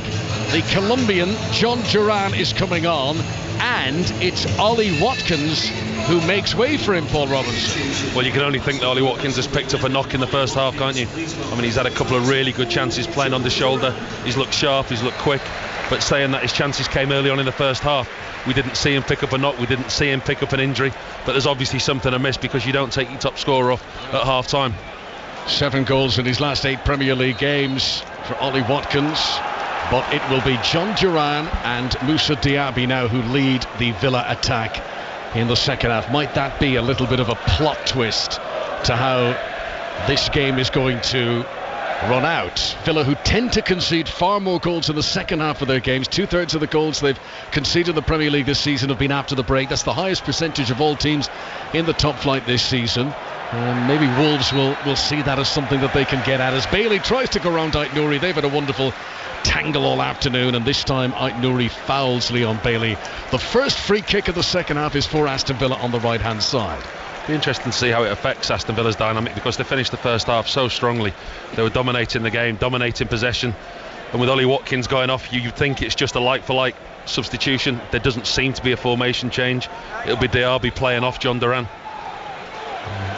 Belatedly out of the tunnel comes Unai Emery, who's one of the last figures to re-emerge. He's now taken his seat in the technical area. He's had a little word with Zaniolo, and he seems to be telling the Italian to go for a warm-up run. Here comes the free kick. Douglas Luiz leaves it for Leon. I'm going to tell you about this in a minute. That was a very strange free kick. Bailey plays a good ball into the penalty area, and the header just off target from Diego Carlos, who stormed in unmarked to the back post, stretched and just couldn't get it on target. Now, what they've done there, Paul, I believe, and I've seen teams do this. Didn't Blackburn famously do it years ago? Morton Gams Pedersen. They've tried to kid us on, haven't they, Conor? They've tried to kid us on. That was your team. Yes. You were in that team. Yes. I forgot. So what he's done is he's put his, as if he's kind of ran over the ball and actually touched it, but trying to make it look like he hasn't, and then Bailey was going to be able to run and dribble it, but he sort of made a mess of it, didn't he, Douglas Luiz? That one needs more work at the training ground. Well, it's another one straight from the training ground, but I think the idea was to make it look like he'd made a mess of it and both run back towards the ball, but he did actually make a mess of it when they both run back to the ball. Double, what's the word I'm looking for? Not double jeopardy, double, oh God, what's the word? I'll come to me in a minute, but basically, yeah, they've outfoxed themselves by trying to outfox the opponents. Funny. Well, it was a good free kick routine that led to the Villa goal in the first half. Let's just say that other one needs work. But yes, you're right, it was Morton Gams Pedersen in your Blackburn team. I'm sure many of our listeners will remember that. As here's a chance down there at Chiwome to the penalty area. Martinez bravely comes out and dives at his feet. It's a similar move that we've seen many do on the corner quadrant, haven't we? We've seen players just roll the foot over it, take it out the quadrant. Bad ball by Tielemans in the midfield. Ait-Nouri picks it up for Wolves, and then he's got a bad touch on the edge of the penalty area, and Tielemans is able to rectify his mistake. Made a poor pass, but then made a great tackle to win it back again. And what a pass that is from Tielemans to set Bailey away down the right hand side. Totti Gomez is the defender. He's been turned inside out. Bailey's shot is wild, however, and he skews it away into the Villa fans behind the goal.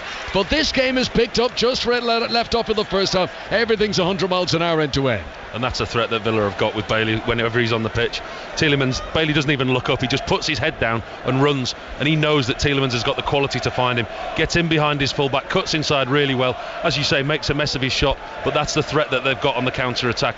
One ball like that and he's through. You actually came up in my prep for this game, Paul. Just speaking back of your Blackburn days, your name emerged when I was researching this game.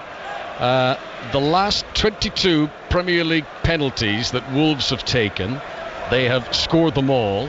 The last time they didn't score one was when Kevin Doyle had a penalty against Blackburn that was saved by Paul Robinson. Oh, I thought there was a punchline coming that I didn't play. yeah.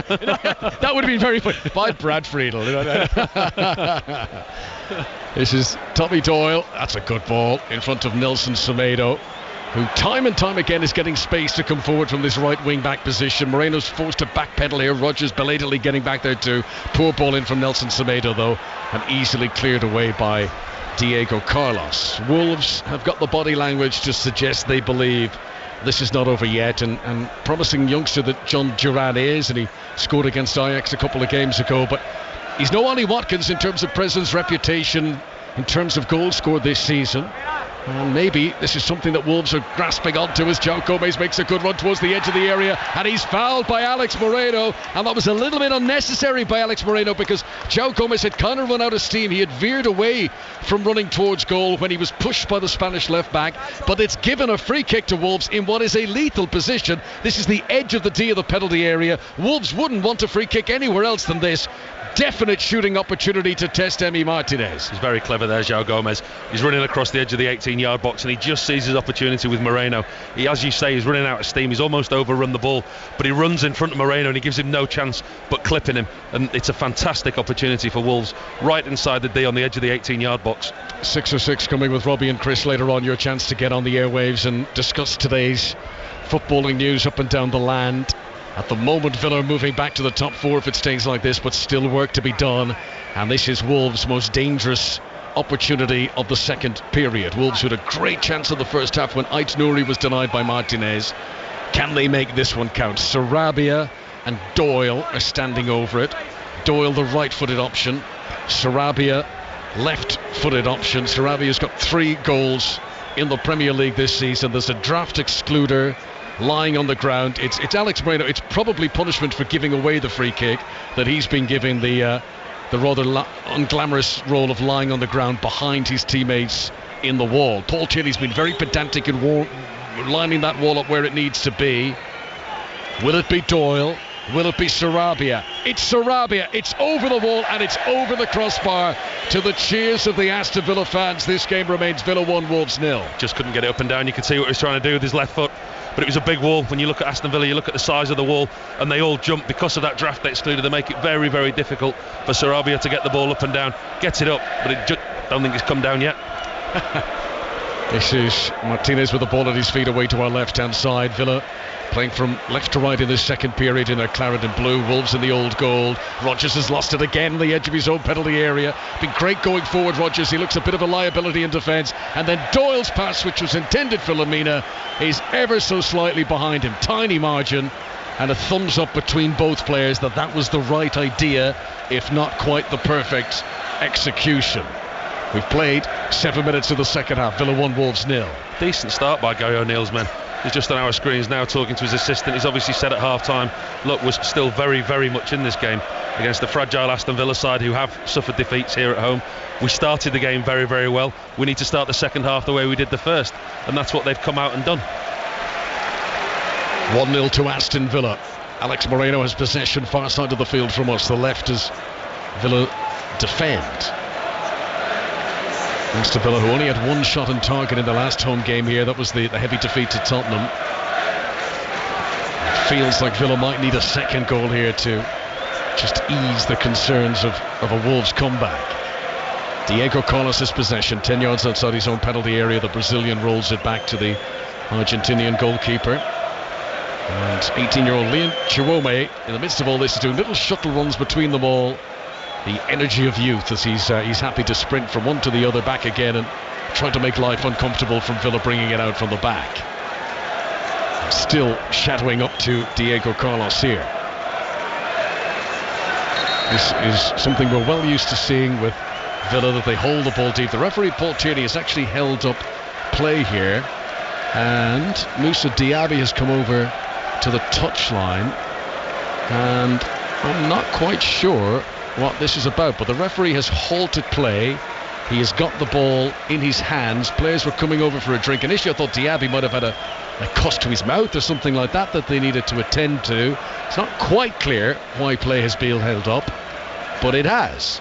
And maybe it is that, maybe Diaby has needed to, or is it? It might be for religious reasons or something. He must have come across and get some food. I think it might be that, actually. That would make sense.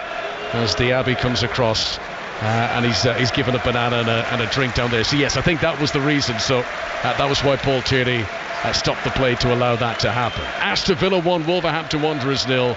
54 minutes played. The goal from Moussa Diaby separates the teams here at Villa Park.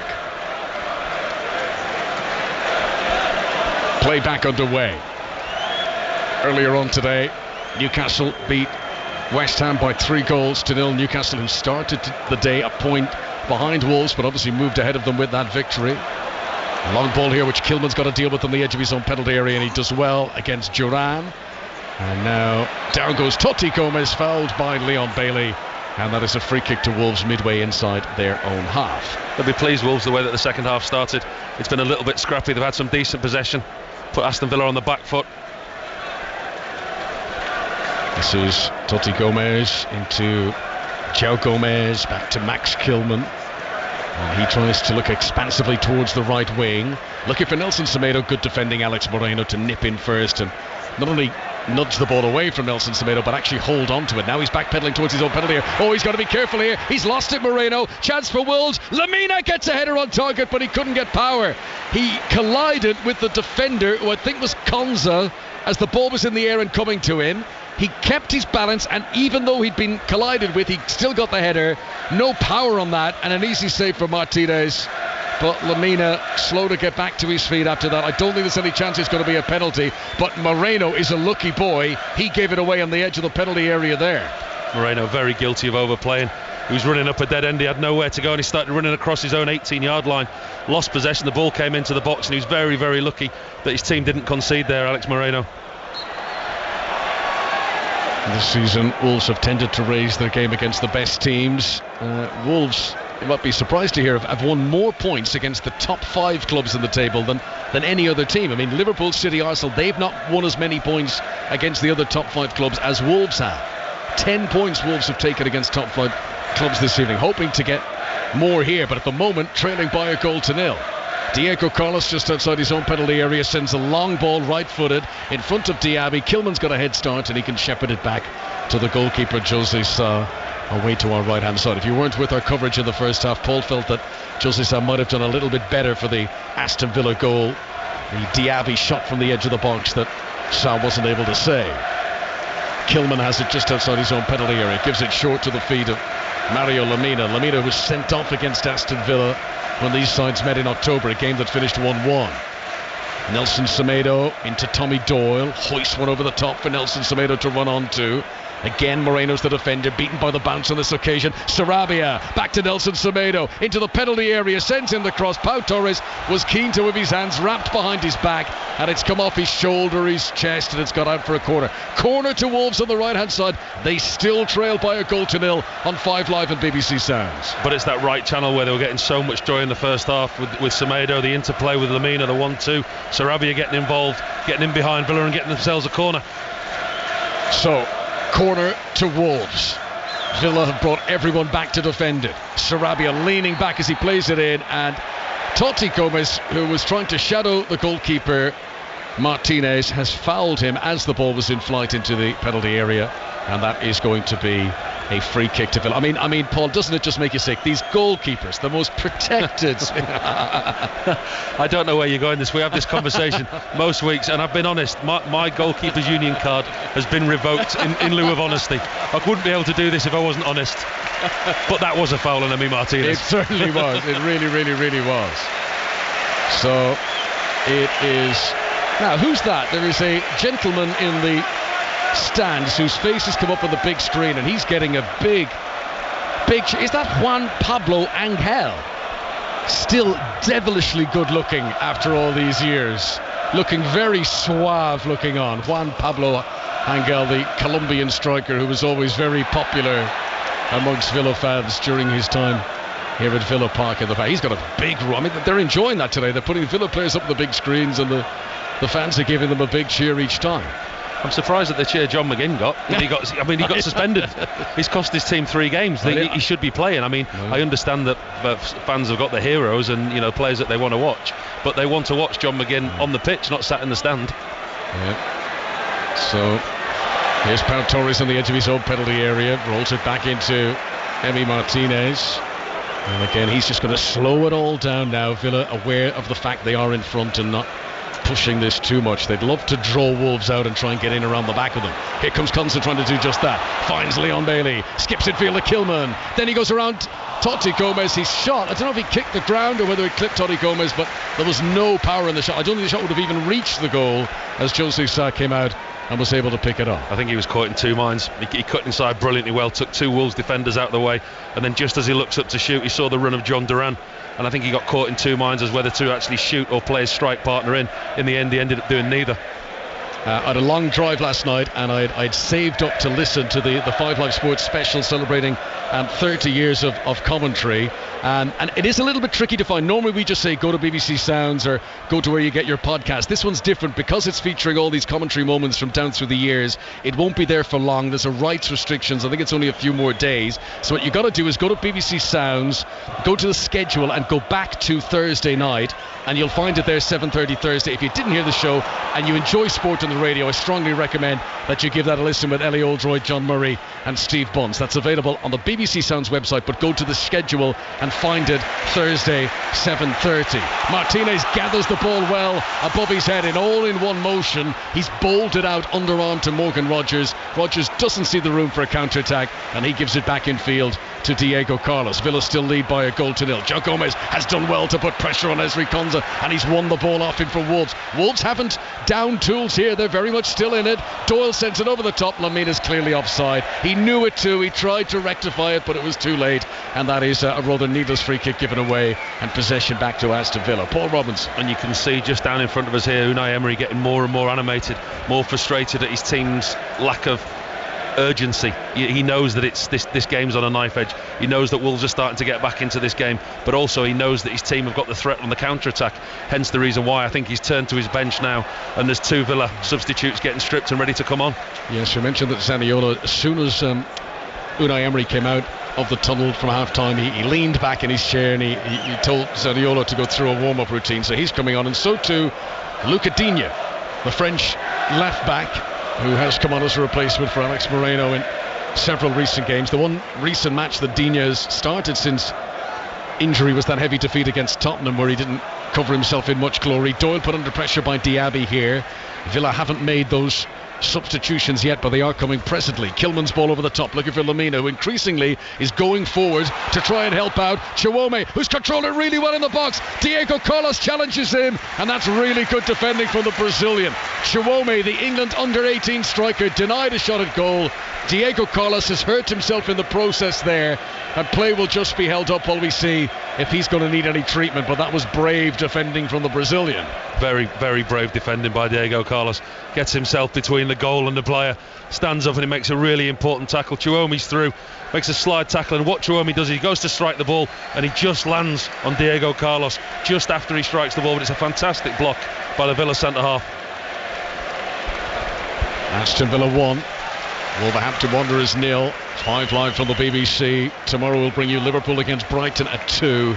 And the big one, Manchester City against Arsenal from the Etihad at 4:30 with correspondent John Murray. So both teams about to make a change here.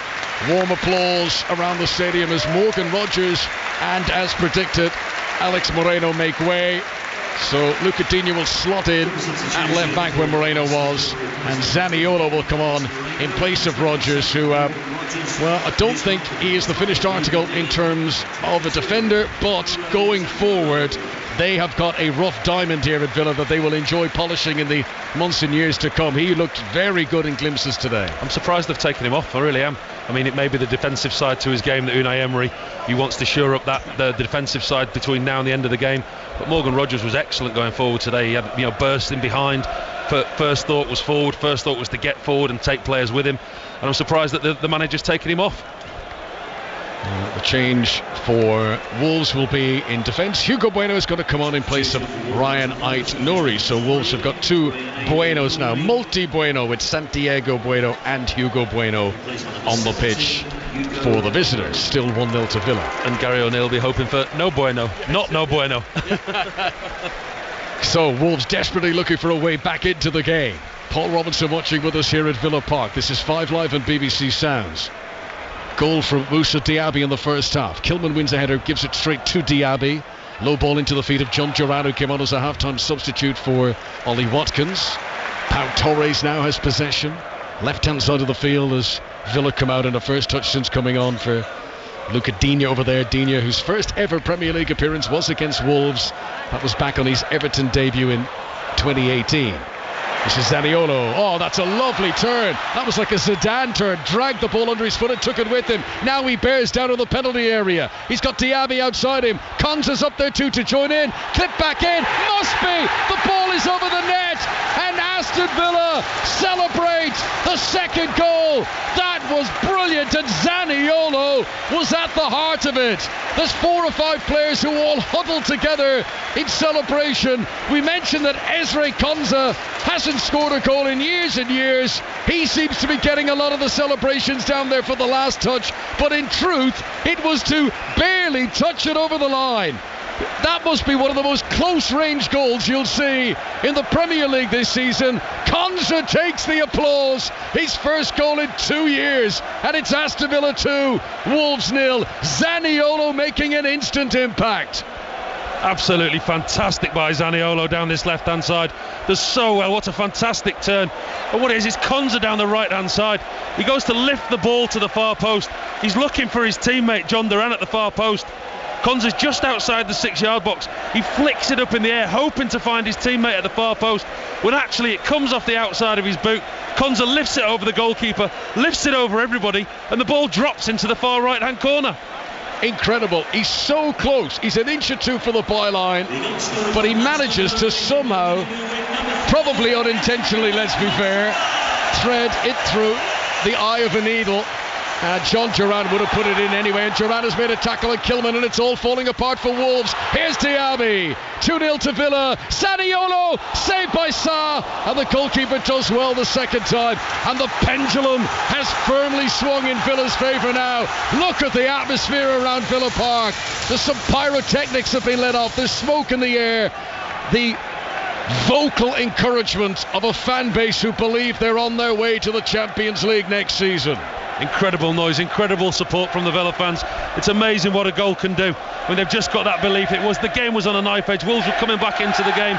Villa were looking nervy. They got themselves back in it, and they should be 3 up. Zaniolo's had such a good opportunity. Wolves are all over the place. They give it away again. Here's Zaniolo into the penalty area, shoots. The angle was tight, and it's saved by Jose Sarr. 2-0 Aston Villa, but they currently look in danger of running away with this. All of a sudden the pendulum swings again back into Villa's favour. A goal probably against the run of play. Konza lifts it to the far post, drops in the far post, and then out of nowhere they win a tackle, and Zaniolo finds himself through. Side foot against Jose Sarr. It's a really good save by the Wolves goalkeeper Jose Sarr, but as you can tell by the atmosphere here inside Villa Park, they believe. They do believe. Defending to do at the moment for Villa. Pau Torres sprints back to the edge of his own penalty area, gets there ahead of the debutant Leon Chiwome. Villa look to play it out, and Tielemans is nearly caught. He'll do well to get away with this, but he's not going to. Chiwome, oh, it just wouldn't sit up for him. He did well to lunge in, and as he tried to get back to his feet, he couldn't control possession, and Villa will bring it away again. Aston Villa, who've never played Champions League football. They last played in the old European Cup, the 82-83 season. That was when they were reigning champions. They reached the quarter-final stage. You know, I always think if you it's said to a Villa fan back then, it'll be into 2024 before you next get back in the European Cup. I don't think they would have believed you, such was the dominance of that team at the time. It has been way too long a wait. 2-0 here though. Villa about to move back up into the top 4 after Tottenham leapfrogged them earlier, and they want to stay there. Here is Moussa Diaby trying to get away from João Gomes. Good work from the Brazilian. Plays it back into Mario Lemina. Infield to Tommy Doyle. The task for Wolves has just got doubly difficult now. They have to try and come back from 2 goals behind. This is Santiago Bueno on the halfway line. Back into Tommy Doyle again, who's sitting deep. João Gomez in the centre circle. Rolls it to the right hand side to Pablo Sarabia, midway into Aston Villa territory now. He's tried a crossfield ball that is cut out by Enzri Konsa. It wouldn't have worked anyway. It was too firmly struck. Chance for Villa to come on the counter. John Durant can't get the touch. Zaniolo was screaming why he wasn't the preferred option there. And Tielemans waves his arms in a sort of a humph motion, and he's disappointed with himself there. That was a good counter-attacking opportunity for Villa, who are firmly on top of the moment, Paul. Yeah, Wolves look in trouble. I mean, Villa are quite comfortably sitting in, allowing Wolves to have possession in front of them, knowing now that they've got that 2-goal comfort, but they've also got the pace on the pitch. They've got Bailey, they've got Zaniolo, they've got Duran and Diaby, and with those players in the turnover of possession, as we've seen, they can get at Wolves so quickly. Just listen to the noise inside Villa Park. Here come Wolves down the right hand side. Nelson Semedo stood up by Luca Digne. Strong defending for the man who got the late winning goal against Luton at the start of the month. What an important goal that was for Villa's Champions League charge. John Durant goes down. Villa fans feel he was fouled by Santiago Bueno, and the referee agrees that all those 50-50 battles are going the way of the home side now. Wolves are going to make a change. Tommy Doyle is going to make way. That is his final action of the game. And coming on will be Tawanda Chirua, who's a Zimbabwean midfielder, former Ipswich player, yet to start a game for Wolves, but this will be his third substitute appearance in the top flight. Doyle slowly making his way off the pitch, and he looks exhausted, having given it everything to try and come back, but Villa have been able to move up not even just one but a couple of gears really in this second half to dominate the game. They have. They started off the second half in a nervy fashion. They dominated the first half, went in at half-time 1-0 up, and they always needed that second goal, and it looked like Wolves had a little bit of belief the way that they started the first half. They replicated that in the second. Belief looked to be growing, but then Villa, they got possession, got them on the counter-attack, and now Aston Villa look very, very comfortable. That second goal has been huge for Villa. It really has turned the game massively in their favour, and it's a real big uphill task now for Wolves to get back into this game, to get something out of it as we enter the last 20 minutes. You can catch all the highlights tonight, Match of the Day, 10:30 on BBC One, with Alex Scott presenting with Stephen Warnock and Martin Keogh. So, free kick to Villa on the halfway line. They lead 2-0.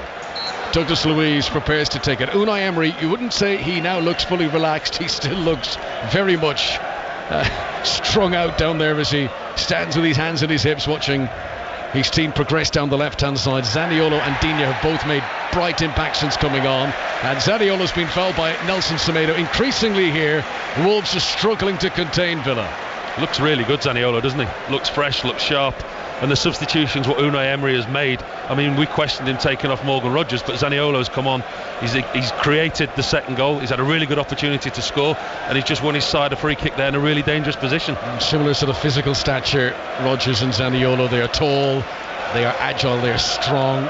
Zaniolo's made his way into the penalty area. He hasn't started a Premier League game since December, but he has regularly sprung from the bench, and he played a big part in that key Aston Villa second goal that has them in front here with 18 minutes of normal time to play. Gary O'Neill is desperately trying to get some sort of signal onto his players on the pitch as they line up to defend this free kick. Douglas Luiz, in swinger. Pau Torres hooked out a sort of donkey kick to try and flick it with his heel. That propelled the ball up into the air, and Jose Sa was able to gather. Now, this is not the final Premier League game of the afternoon. It'll be an 8 o'clock kickoff between Brentford and Manchester United, and the team news is in for that. Good evening, Henry Moran. Good evening. Two changes for Brentford from defeat at Burnley. Keane Lewis Potter replaces a suspended Reguilon. Yeho Yemalia comes in for Inyeka. Brian Mbeumo fit enough for a place amongst the substitutes. United unchanged from the cup win over Liverpool. Lisandro Martinez returns to the bench after injury. Thanks very much, Henry. We'll keep you up to date with how that develops throughout the evening during 6:06 with Robbie Savage and Chris Sutton, which is coming up at the end of this game in around about half an hour's time, as here comes down the right hand side Nelson Semedo, held up by Zaniolo, and that's what Zaniolo's been doing a bit better than what Rogers was earlier in the match, getting back goal side and putting the pressure on from a defensive standpoint. Lamina runs into Luca Digne. Villa get it back again. Douglas Luiz protects the ball with his body, tries to shield it. Tackles sliding in everywhere as Digne plays a great ball in front of Duran. Now can he get into the penalty area? Kilman is trying to sweep across. Diaby's available. Duran goes for goal himself, and it ended up being a cross-come shot that might well have been pounced upon by Leon Bailey. I don't think he believed it was coming, Bailey, and had he thought there was a chance, he might have continued that run. He had stepped on the brakes as the ball came in, and Wolves get away with that one. That's the danger that Villa pose on the counter-attack. The pace of Bailey, the pace of Diaby. It's one long ball over the top. Diaby's through. Duran through, one-on-one. Makes the wrong decision, runs at the Wolves back four, takes all the defenders towards him. Diaby holds back towards the edge of the box. He should literally square it to Diaby, and he's got a free strike at goal. Instead, he goes for goal himself and gets it wrong. Quarter to Villa. The goals today from Diaby and Konza. Konza's first goal in 2 years. And Unai Emery's side 2 goals in front against Gary O'Neill's Wolverhampton Wanderers here. Villa wait for the instruction to take the corner. Paul spotted something on the far side. The VAR screen is illuminated over there, but I don't know if that's... Are they waiting to see what's going on here now? The referee's assistant is running down towards a gentleman with a brief... This might be one of these often seen communication problems that we have with the officials. He's rolling up his sleeve. You know the drill. They always have it strapped onto their arm, and I think they're going to try and get his microphones and headphones sorted out. Steve Meredith is the assistant on the far side. He's had to take off his shirt here, and of course he gets the wolf whistles from the spectators nearby as he's got to change his gear there on the far side. Quarter of an hour to go. Just to hold up, just for a moment I thought there might have been a VAR break. That usually is what it is when they don't take a corner, but it was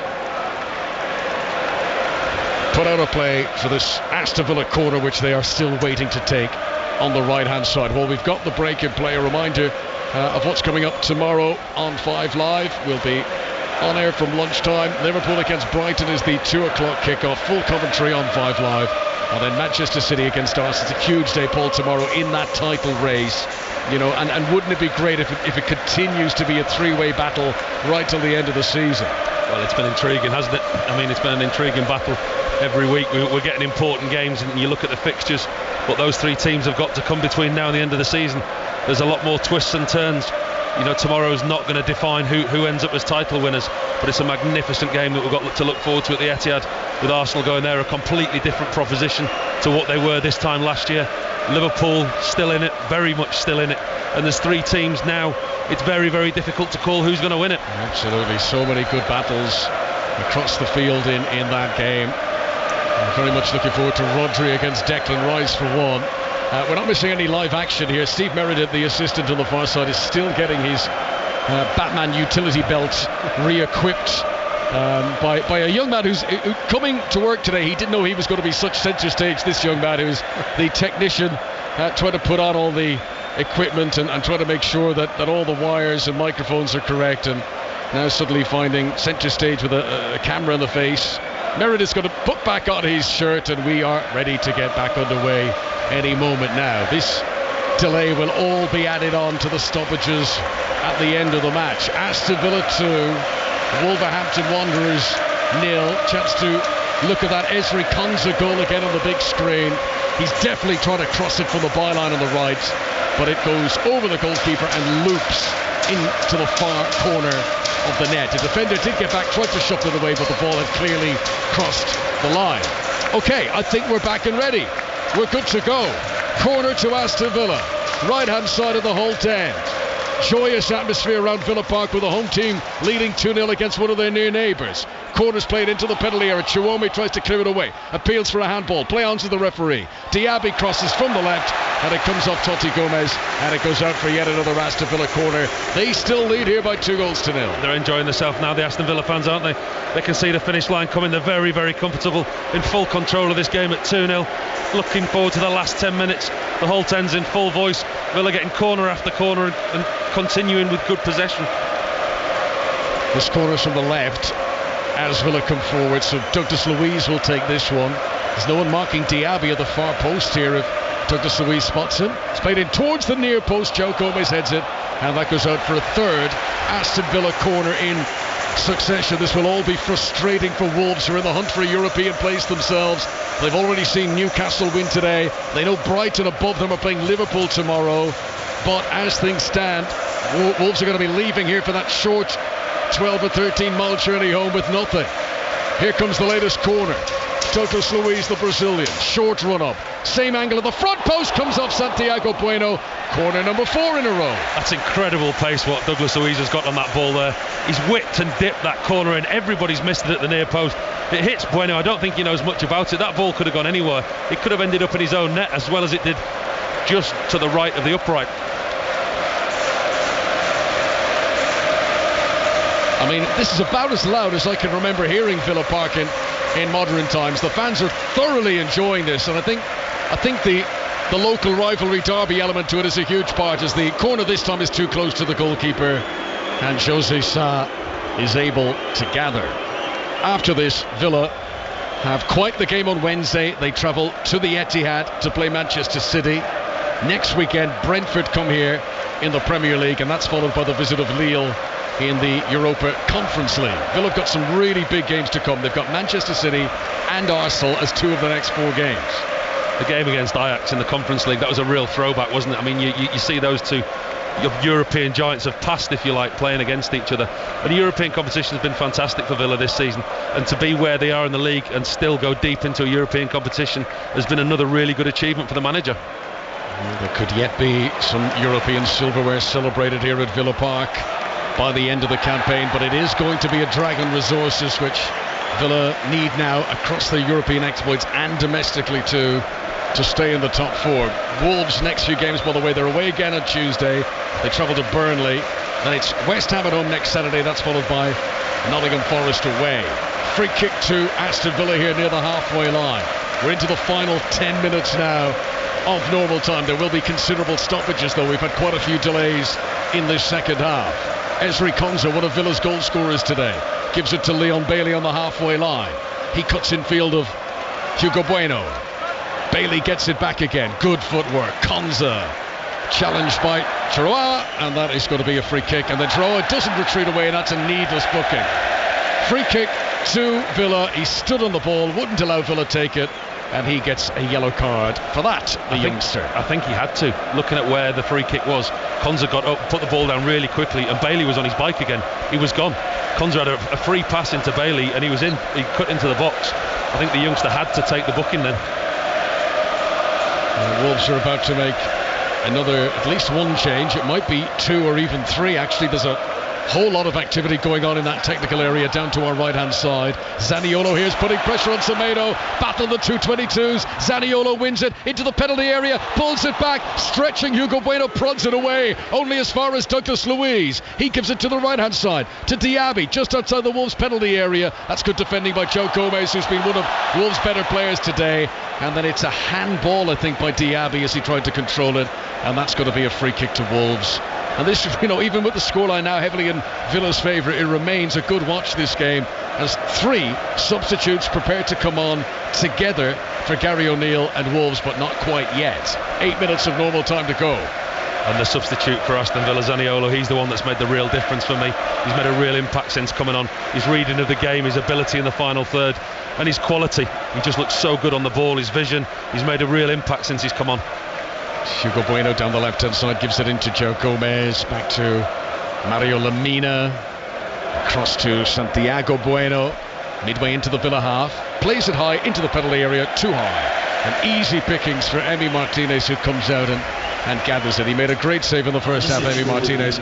Wolves will be disappointed they haven't challenged him more in this second period. Right, here comes the triple. Oh, hang on, not quite yet. 3 subs are ready to come on, but the ball is in play. Zaniolo has it on the far side. This is 5 Live and BBC Sounds, the Premier League, this 5:30 game. Manchester United's trip to Brentford to come. United with an unchanged team from their FA Cup game against Liverpool. And there's a Wolves player who has gone down, and it's Max Kilman being held back up to his feet. And the referee has got the notebook out, and I think it's John Duran who's going to see yellow for that foul on Max Kilman.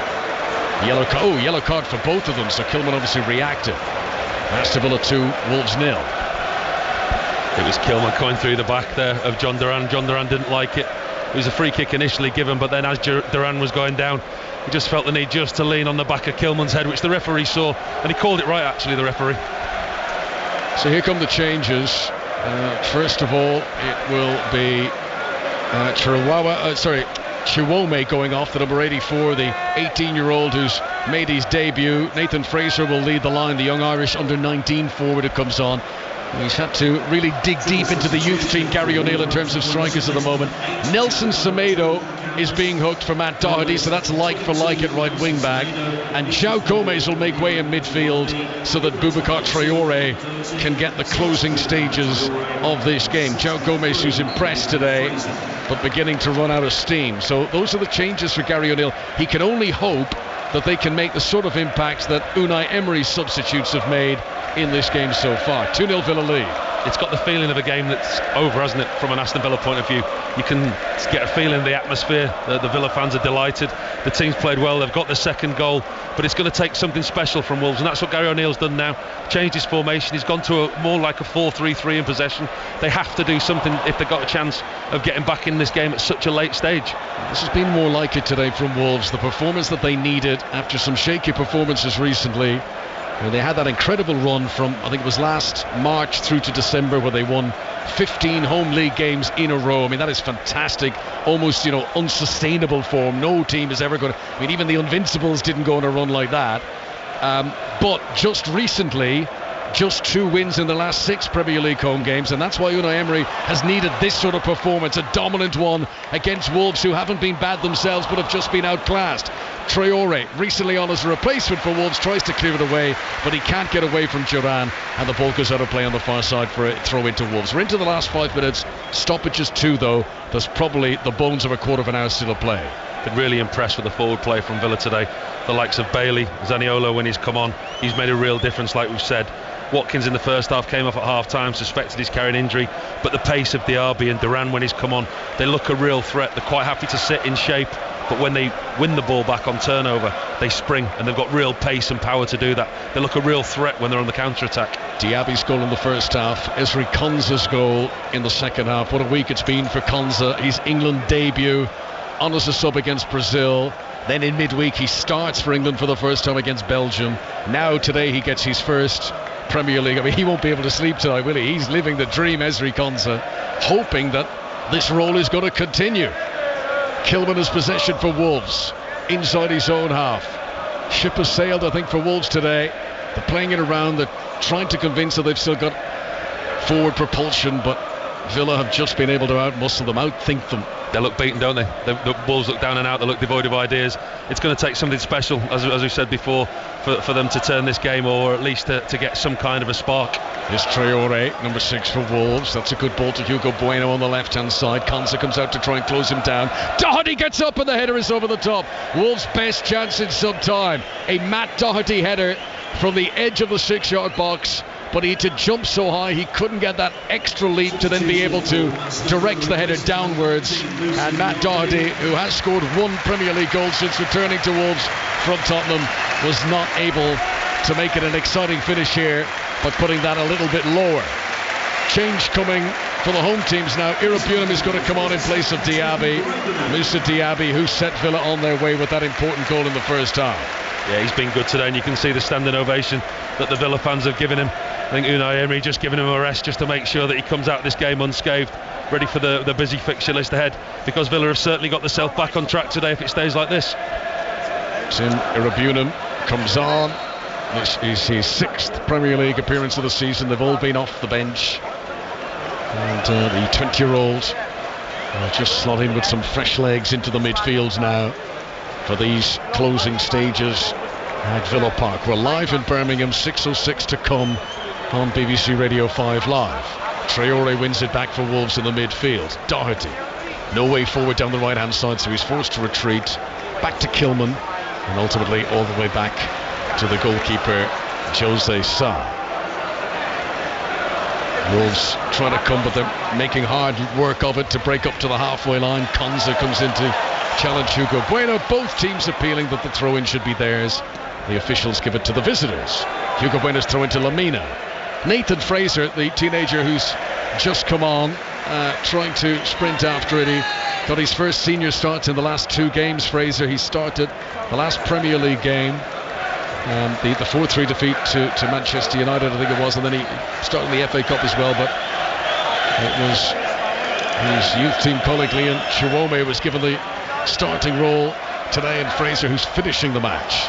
Pau Torres gets his shirt pulled by Pablo Sarabia. Play on, says the referee. Zaniolo controls it with his shoulder, far side of the pitch from us. Then Santiago Bueno bulldozes into the back of him, and that is a free kick to Aston Villa, who are just deploying good game management now to see this through as we approach the final minute of the 90. That's exactly what that was by Zaniolo.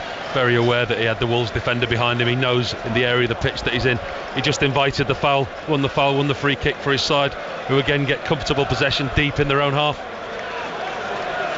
Aston Villa, who have enjoyed the turn in fortune since the arrival of Unai Emery, hoping for the strong finish to this campaign that will propel them into the Champions League next season.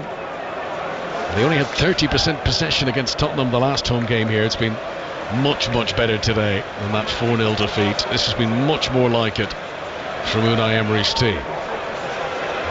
And they will need to be sharp for Wednesday in that trip to the Etihad. Villa 2, Wolves 0. Diego Carlos plays it forward. Header won by Santiago Bueno, goes straight to a Villa player. Bailey tries to bring it with him, and a very clumsy challenge by Totti Gomez, and the referee is reaching for his pocket. And this is trouble for Santiago Gomez. It's going to be a yellow card. For Totti Gomez. He knew he was being outpaced, and it's a deliberate foul short of the penalty area that presents Villa with a free kick in range. Again, it's the pace that they have on the break, isn't it? Tielemans doesn't even need to look up. He just turns the ball over the top, and he knows in Bailey he's got a willing runner in behind. Gets in behind the Wolves defence. It's a clumsy challenge. He just kind of falls over and brings him down on his way down. But again, it's the pace on the counter-attack. It's the threat that Villa have got. So Brighton playing tomorrow against Liverpool, currently ahead of Wolves in the table. Newcastle have gone ahead of both of those today. If Brighton were to beat Liverpool tomorrow, then a little gap would be emerging between Wolves and that hunt for a European place ahead of them. Villa here back inside the top 4 if they hold on for these 3 points, as we are into stoppage time now, of which there will be 9 minutes to be added on. You know, if that Doherty header had gone in a few minutes ago, this would be a very different mood and atmosphere around Villa Park. As it is, free kick 7 or 8 yards outside the penalty area.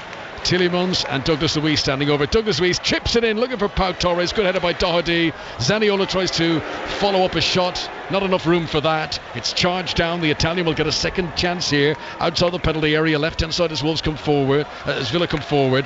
Luca Digne takes on Matt Doherty here. Doherty leaning into him. Villa want a free kick. Another push by Doherty. Digne bounces back up off the turf.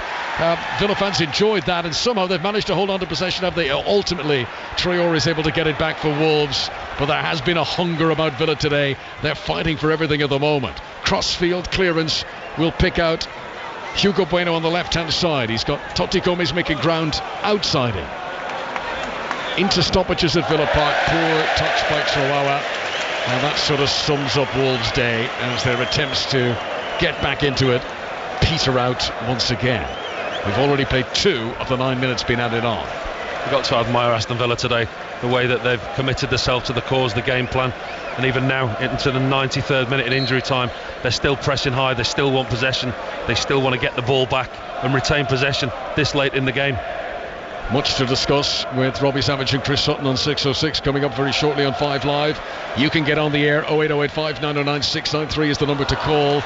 I'm sure Newcastle fans will want to get on the air and talk about their 4-3 win over West Ham at St James's Park today. I'm sure Everton fans will want to discuss the defeat away at Bournemouth, the unfortunate own goal by Seamus Coleman consigning Everton to defeat today. And Chelsea held 2-2 at home by Burnley. There was a bit of controversy as well. DCC had a goal ruled out in that one. Exciting game at Bramall Lane. Sheffield United drawing 3-3 with Fulham and Tottenham, who had to come from behind to ultimately beat Luton by 2-1. Here's Sarabia, edge of the area, trying to tee it up for himself, but Zaniolo was able to nip it and win possession back for Villa. And then there's a foul on Thuram, and he's complaining, saying that that's happened too many times from Santiago Bueno, but no further action from the referee. Just a free kick to Villa, who still lead 2-0 with now 6 minutes of stoppages to go. It's another example of what we spoke about, the Villa's players' commitment to the cause, the defending there.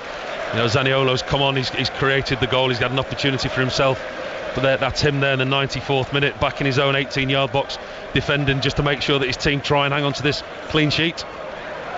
So Wolves, who've had such a good record against Aston Villa in recent times, but are on their way to defeat here. Konsa plays a very snazzy 1-2 with Irabunum there. That's the kind of manoeuvre you do when you're comfortably in front. Ultimately, Konsa loses the ball after that clever 1-2 though, and a chance for Wolves to break into the penalty area down the left-hand side with Trawawa. He hits the deck. Referee was right beside it, Paul Tierney says no penalty, and in fact it's a free kick the other way for a foul on Ezri Konsa. Free kick to Aston Villa, who are almost there. Yeah, just about there. I mean, I think they've been there for a while, in all honesty, haven't they? Wolves have been fairly toothless in this second half. Can't really think of many opportunities apart from the Doherty header late on in the game. Decent cross into the box, could have possibly done better with it, but you know, Emi Martinez hasn't, other than that fantastic block that he made in the first half. His goal hasn't really been troubled this game. This is about to be a first defeat in 7 local derbies against Aston Villa for Wolverhampton Wanderers. Unai Emery preparing one last late change here. Omari Kellyman is down there, and it's going to actually be Kane Kessler-Hayden who will come on. This will be his Premier League debut. He's been on the bench for the last few months on a regular basis, but he's never got onto the field before. Kane Kessler-Hayden, a young defender, 21 years of age, about to make his Premier League debut for Villa. He had been on loan at Plymouth earlier on in the campaign, and Villa recalled him. Hugo Bueno back to Tsotsi Gomez. Wolves have possession near the halfway line. We're into the 96th minute now. Here is Boubacar Traoré coming forward, rolls it to the right hand side to Pablo Sarabia. Good return ball for Doherty. Nice weight on that too. Doherty pulls it back from the byline, but behind Nathan Fraser, and Villa shuffle it out for a corner kick. Corner to Wolves, who are surely out of time here, but Sarabia is sprinting to get it, and he wants to get this corner kick into that penalty area as quickly as possible. It's a lovely run by Doherty and a great ball by Sarabia to find him inside the 18-yard box. Problem was Doherty just didn't look up. He played it across the 6-yard box blind. Villa had to defend it, but he had 2 players in there of his own team that he could have picked out if he'd have looked up. Right, Unai Emery's going to take off his right winger Leon Bailey to introduce the defender Kane Kessler-Hayden. Kane Kessler-Hayden, who is his Premier League debut. He's made an appearance for the first team before. I remember being at the game, and it was a famous one. Do you remember during COVID times when there was an outbreak of coronavirus in the Villa training ground, and they had to play their youth team in an FA Cup match against Liverpool? Well, this guy, Kane Kessler-Hayden, as a teenager back then, played in that match. That was his only previous Aston Villa appearance, but now he is on for his Premier League debut. His first duty is to get in and defend this corner. Taken by Sarabia. On the far side, Lamina's head of the front post, well off target. Goal kick to Aston Villa as we approach 97 minutes on the clock. He'll be delighted, Unai Emery, from what he's got from his team today. There was passages of play in the first half where Wolves started the game well, had a couple of opportunities earlier on in the game, but once Villa got their goal, they've never really looked back. They've controlled large parts of the games, created a lot of chances in the final third of the field, looked really effective. They look like they've got the confidence back today, Villa. It's a day that could have gone the other way for Wolves. We remember that glorious chance for Ryan Ait-Nouri in the first half. The heroic save by Emi Martinez to deny him. Had Villa taken the lead at that stage, well, who knows the trajectory of this day and where it might have gone. But you've got to credit Villa, who didn't start the game particularly well, but they trusted the system, didn't they? They believed in the methods, they followed the plan, and they are on their way to a comfortable victory now. 90 seconds left of the 99 minutes to be played. Here comes Doherty, who's actually looked bright since coming on. Spins away from Zaniolo, gives the ball in towards Sarabia, tackled by another good substitute, Luca Digne. The ball goes out of play on the far side, and a nice little high five between Digne and Sarabia there, 2 opponents who relish the battle against each other on that occasion. I think Gary O'Neill, from a Wolves point of view, he's just missing too many key players. I know you've given the opportunity for the youngsters to come into the side, but when you take out your 2-3 top goal scorers in your side, Neto's a big enough missing himself. He's such a huge influence on this Wolves side. But when you take out Cunha, when you take out Bellegarde, Hwang as well, you take out a lot of goals. There are a lot of key players for this team, and the budget that Gary O'Neill's worked on this season, to have those players missing, it's just been too big a task for them today. Yeah, missing one of those, missing two of those would be bad. Missing four of them at the same time is dreadful. Here's Fraser from a tight angle, shoots into the side netting. That angle really was tight. He's only a few yards from the byline, but it was worth buying the raffle ticket there from Nathan Fraser, looking for his first Premier League goal. Trying to catch out Emi Martinez at his front post. He got plenty power on it, but into the side netting he goes. And will that be Wolves' last chance of the day here at Villa Park? Match of the day to come, 10:30 tonight on BBC One with Alex Scott. 6:06 coming up very shortly with Robbie Savage and Chris Sutton. Your chance to get involved in the debate on 5 Live. Are Villa back in business? They certainly appear to be. On this performance, of the Villa fans are about to leave their home stadium in much better spirits than they did in the last home league game here, when they were beaten by Tottenham by 4-0. That was just a blip, it would seem.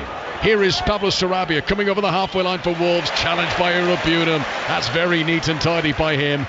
Douglas Luiz battling on, full of energy, goes to ground. No free kick though, as Wolves regain possession on the far side. We have played over 99 minutes now. We're heading towards the 100. Zaniolo comes forward with those fresh legs of his, having come on as a second half sub. Tried to give it to John Duran. That's not great from Zaniolo, and it doesn't matter because it's the final action of the game anyway. Villa's 18th Premier League win of the campaign. They have now had as many wins this season as they managed in all of last season in the top flight.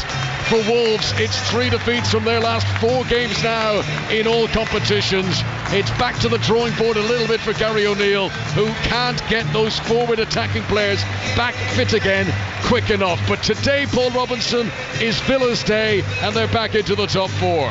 They looked comfortable at times today, Villa. It was a really, really good performance. Had a game plan today with the attacking players that they had on the field.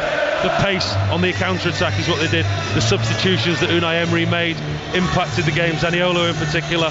Wolves, as we said in commentary there, Gary O'Neill, he can't get those key players back quick enough. They're missing forward players. Yes, they've got young players to come in. It was fantastic to see them. It was just one step too far for them today. They struggled against the good Villa side. Villa have struggled at home recently. They looked today like they got the confidence back. At times in the first half, Aït-Nouri had the excellent chance where Martinez made a really, really good block. If that would have gone in, it may have changed the shape of the game. I don't think it would. I think Villa had too much today. They seemed to get the confidence back. They were good in possession, and they looked like the team that we saw 3 or 4 weeks ago.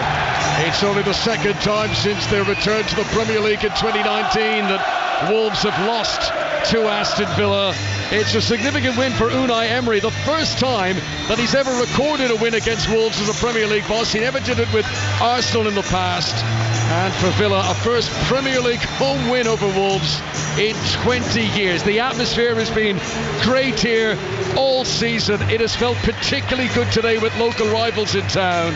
And it does feel, Paul, like something special is happening. Champions League standards for Aston Villa, it would seem.